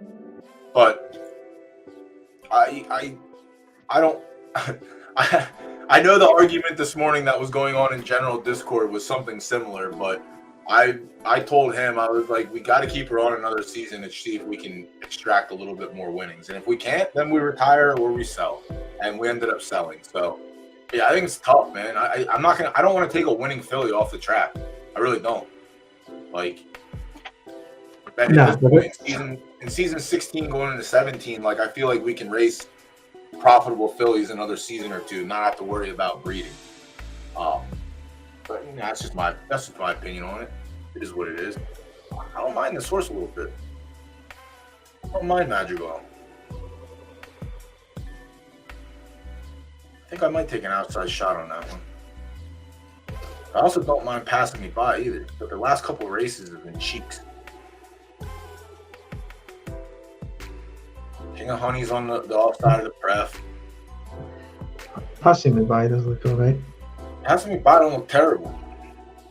I think I just might outright go with that one. I don't really like a lot. I don't really like a lot in this race. I think the 9's live. I think the 4 has a small outside shot. Let me see what the odds say. I mean, the public says rather. Oops. The public is on Passing Me By. Motherfuckers. What does the public know that I don't? What do they know? It's not that much. There is a ton in the place pool and the show pool on these, so definitely attack those. 10-1 on the 4 isn't the worst either. That's my money. So don't come take my money. Yeah, Pump and Dump. I didn't mind Stens' horse on the outside either. I think Passing Me By slightly better. I think I favor Passing Me By slightly more. Just doesn't have the win equity on a good track. That is the legitimate kicker right there. But there's a bunch of soft horses in here as well. And I don't like Pump and Dump's numbers on good track either. I don't think we'll see a soft horse win the 8 furlong, but I think we'll probably see it win the 10 furlong though. Someone dumped somewhere else too. If it's not Sacred. Odds went up on Passing Me By. I don't mind Passing Me By, I really don't. Also, don't mind the 4 either. Has Breaking Bad won a major yet? Yeah, they've won more than 2. They're early doors though. So does Hammer's also something in there as well. I'm sure it's at least 2. I'm gonna sprinkle on Sten's horse because I think that horse isn't terrible. I don't think Stens has won more than 1 major in the last 6-7 seasons or something. 16 seasons, you mean? Maybe. Yeah, I suppose. I did ask him won a couple in the first few, and then. Yeah, I did ask him when do you plan on winning. You need to start winning actual majors. Yeah, I'll sprinkle a little bit on that. I think I'm gonna go with. I think I'm going with Passing Me By. I like Passing Me By. I think this horse is kind of nice. I wouldn't take it at 7, but that's nice. The 7 in this big field is kind of nice. You got that's like essentially 3-1 in this big field. Mm-hmm. I'll take that. I don't think it's terrible. The problem is there's nowhere. Yeah, listen. If Ghost can win majors with claiming horses, then Stens is live. Stens is 100% live. That's why it's only a small sprinkle. But yeah, I think I'm just gonna. Ghost is the king of winning majors with claimers or placing as well. It's an art, honestly. It really is an art. Like, I'd love to see the stats for places and majors. Not everyone else has done it, but geez, man, he's definitely like on when it comes to it. You know what? Maybe I won't go Passing Me By. I think I'm gonna go with more Jerez. I don't want to split in this one. I kind of want to have that one.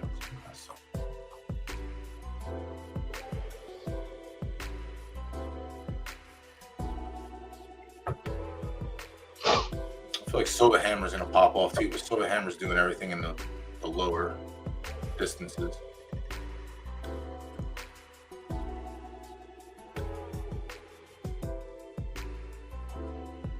You got some heart in here that I don't see yet. Is that a possibility? So I can go with that. All right. What are the chances we got Wyatt Earp's heart? Wyatt Earp was one that cashed me out nicely during his time. I don't think I'm going to go heavy on any. I think I'm just going to sprinkle on the 3 that I actually liked. Anyone but YSM, anyway, that's the main thing. Yeah. Just because it'll be funny. I think I'm just going to I'm going to single the 15. No, I'm not going to single the 15. I'm actually going to avoid the 15. I'm just going to sprinkle these 2 knuckleheads.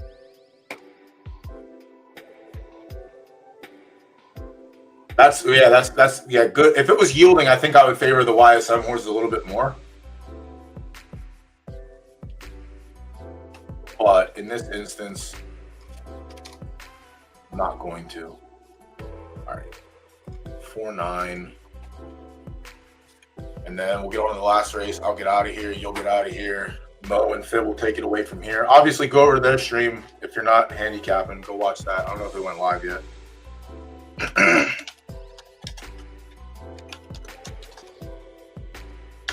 I'm pretty sure you covered it better. It's all right.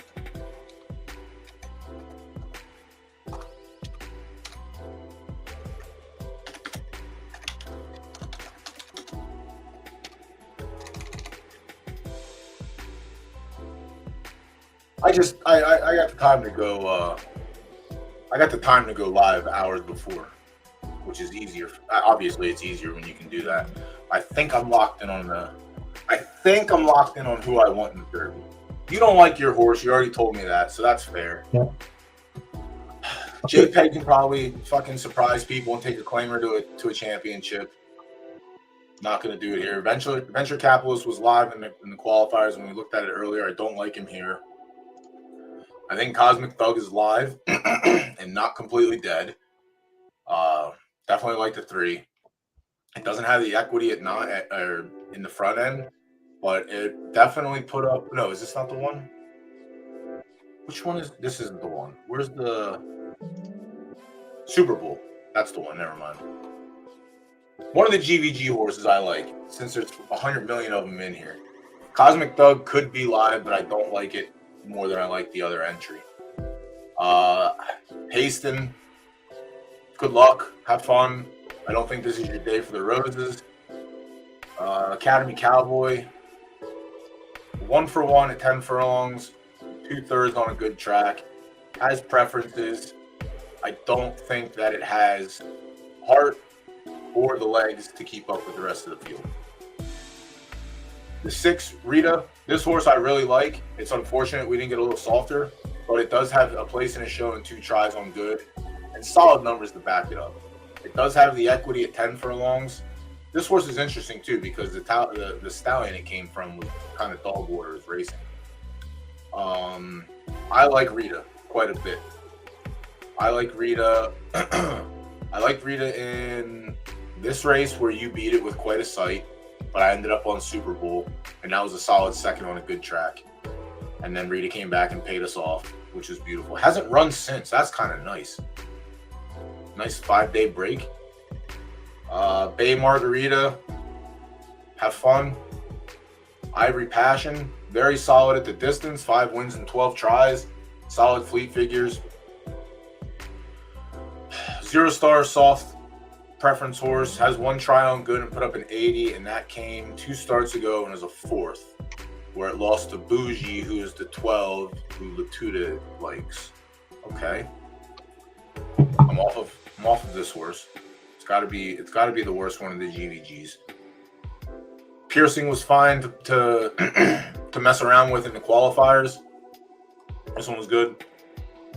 It's 1 for 6 at the distance. I want a horse that is a 10 furlong killer who also has the legs to run on their track conditions, and this is not it. For me, anyway. Magic Legs. He fucking needs Magic Legs. This horse is 19 wins and 19 starts, so keep that in mind, everyone. All right? That's the one that I've got the sneaky heart and come out of nowhere. Magic Legs, all right? It's going to need them. The 11, Power Stamp. This might be the worst Derby field in 16 seasons. I don't know about that. Like, I mean, maybe I haven't gotten to the right horses yet. yeah. Yeah, Power Stamp off. Not on it. Not good. Quite a sight. Your horse has 2 starts on left. One of them bent us over on Monday and took our money and left us with our pants. It doesn't get the distance and it doesn't get the turn. So Yeah. I don't have much. 1 for 5 at the distance, and he's right. Doesn't get the turn, but also it was 12 furlongs on Monday. A little bit better. Again, we already saw a right dirt horse win the Derby, so I wouldn't throw it out, but I'll throw it I out. think if I finish 19th, it'll be a good run. It's gonna be funny when you sweep the majors tonight. I don't play for my donkeys. You got A minuses, a lot of A minuses and B pluses to buy after that. Discord will absolutely melt if I win them with our right out turning horse. Speaking of melting ice, the 13. 10 tries, 2 wins, 2 seconds, and a third. I don't think it's going to happen. I really don't. That's a pro level segue there, by the way. Impressive. Yeah, I'm nice. I got words. I know how to use words sometimes. The 14, I have Sauron in the same boat. I just don't think this is it. I don't like this horse. I'm not gonna attempt to play it there. 15, wistful thinking out of Pocono Stables.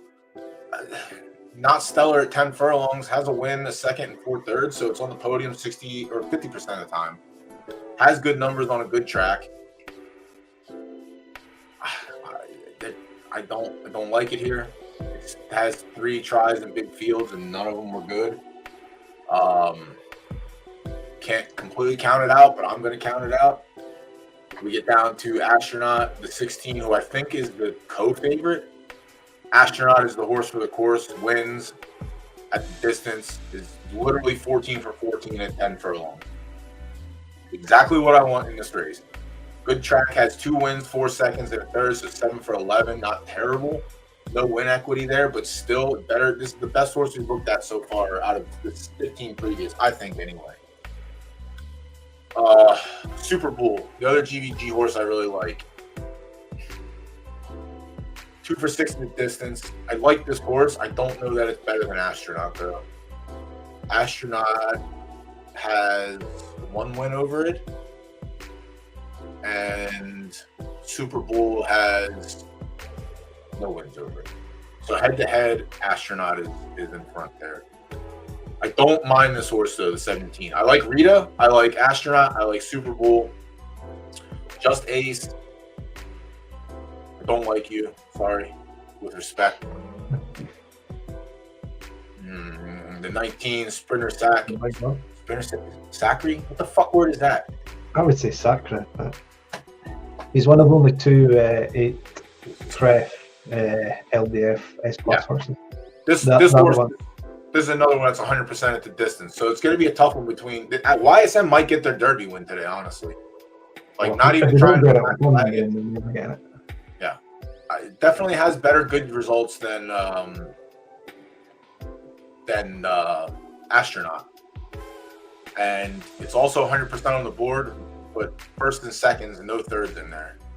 I'm hoping it finishes second. Why you want that? You don't want them to win? No way.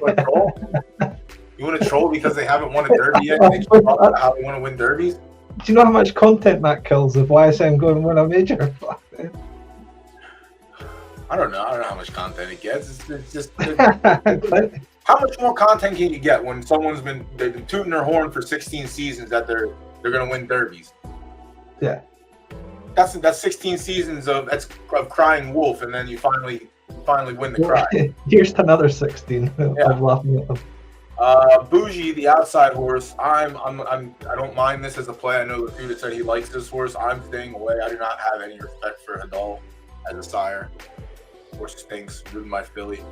So I think it's going to come down to 19, 17, 16, and 6. Well, unfortunately, 19 and 16 are massive favorites. Yeah, that's the problem. I those 2 got dumped on early, so I got to either find the value play. Yeah, Astronaut's too much.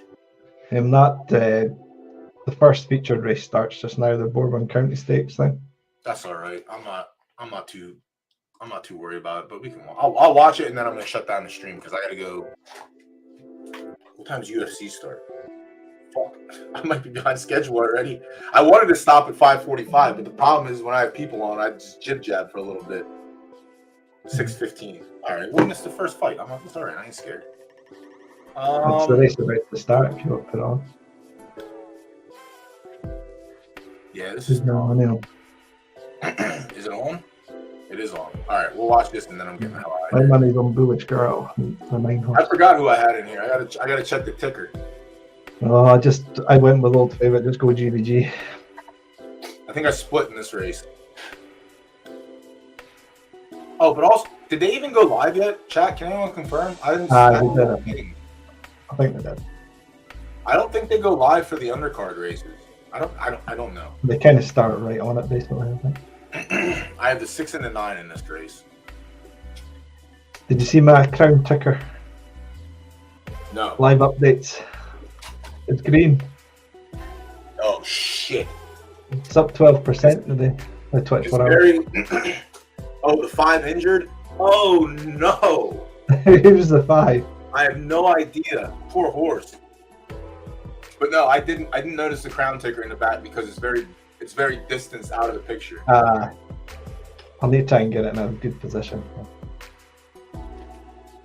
Yeah. After this race, I'm cutting it off, and I think I'm just. God, those odds Come are so on, man. bad. Y'all are so bad.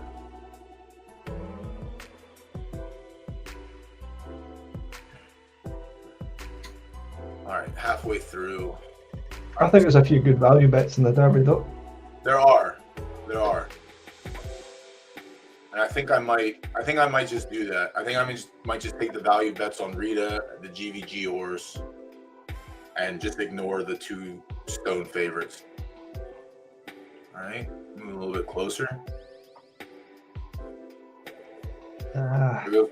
Fucking Margarita Bay, one that I pointed out about a little value, but My don't win. GVG one's been shot. All right, both the horses I like are dead. 16's coming back. Yep, all long shots. The first melon. I don't recognise those silks. Who's that? The Soulmate's going to get there? Nah. Cost finished second. The first melon. Nice. Who's that? The first melon is. Who the hell did we look at? I like that horse. I like that horse.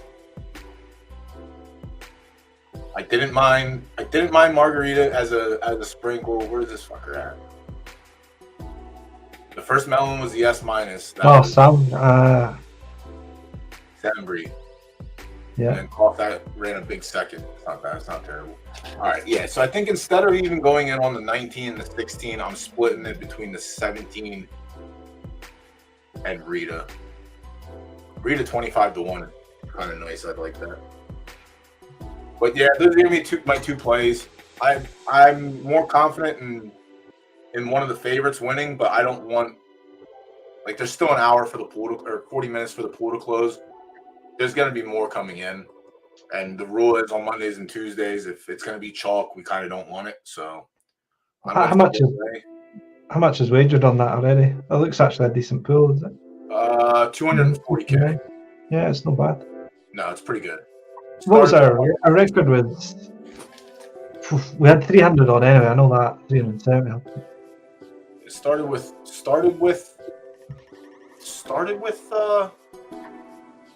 160K, so 90 coming from the outside, just about. Or Yeah, 80, I guess it would be. But yeah, I'm gonna sprinkle on the 6, and I'm gonna sprinkle on the outside GVG horse, and I'm just gonna let the 2 chalks either battle it out or fade away. And that's gonna be my plays for the Derby.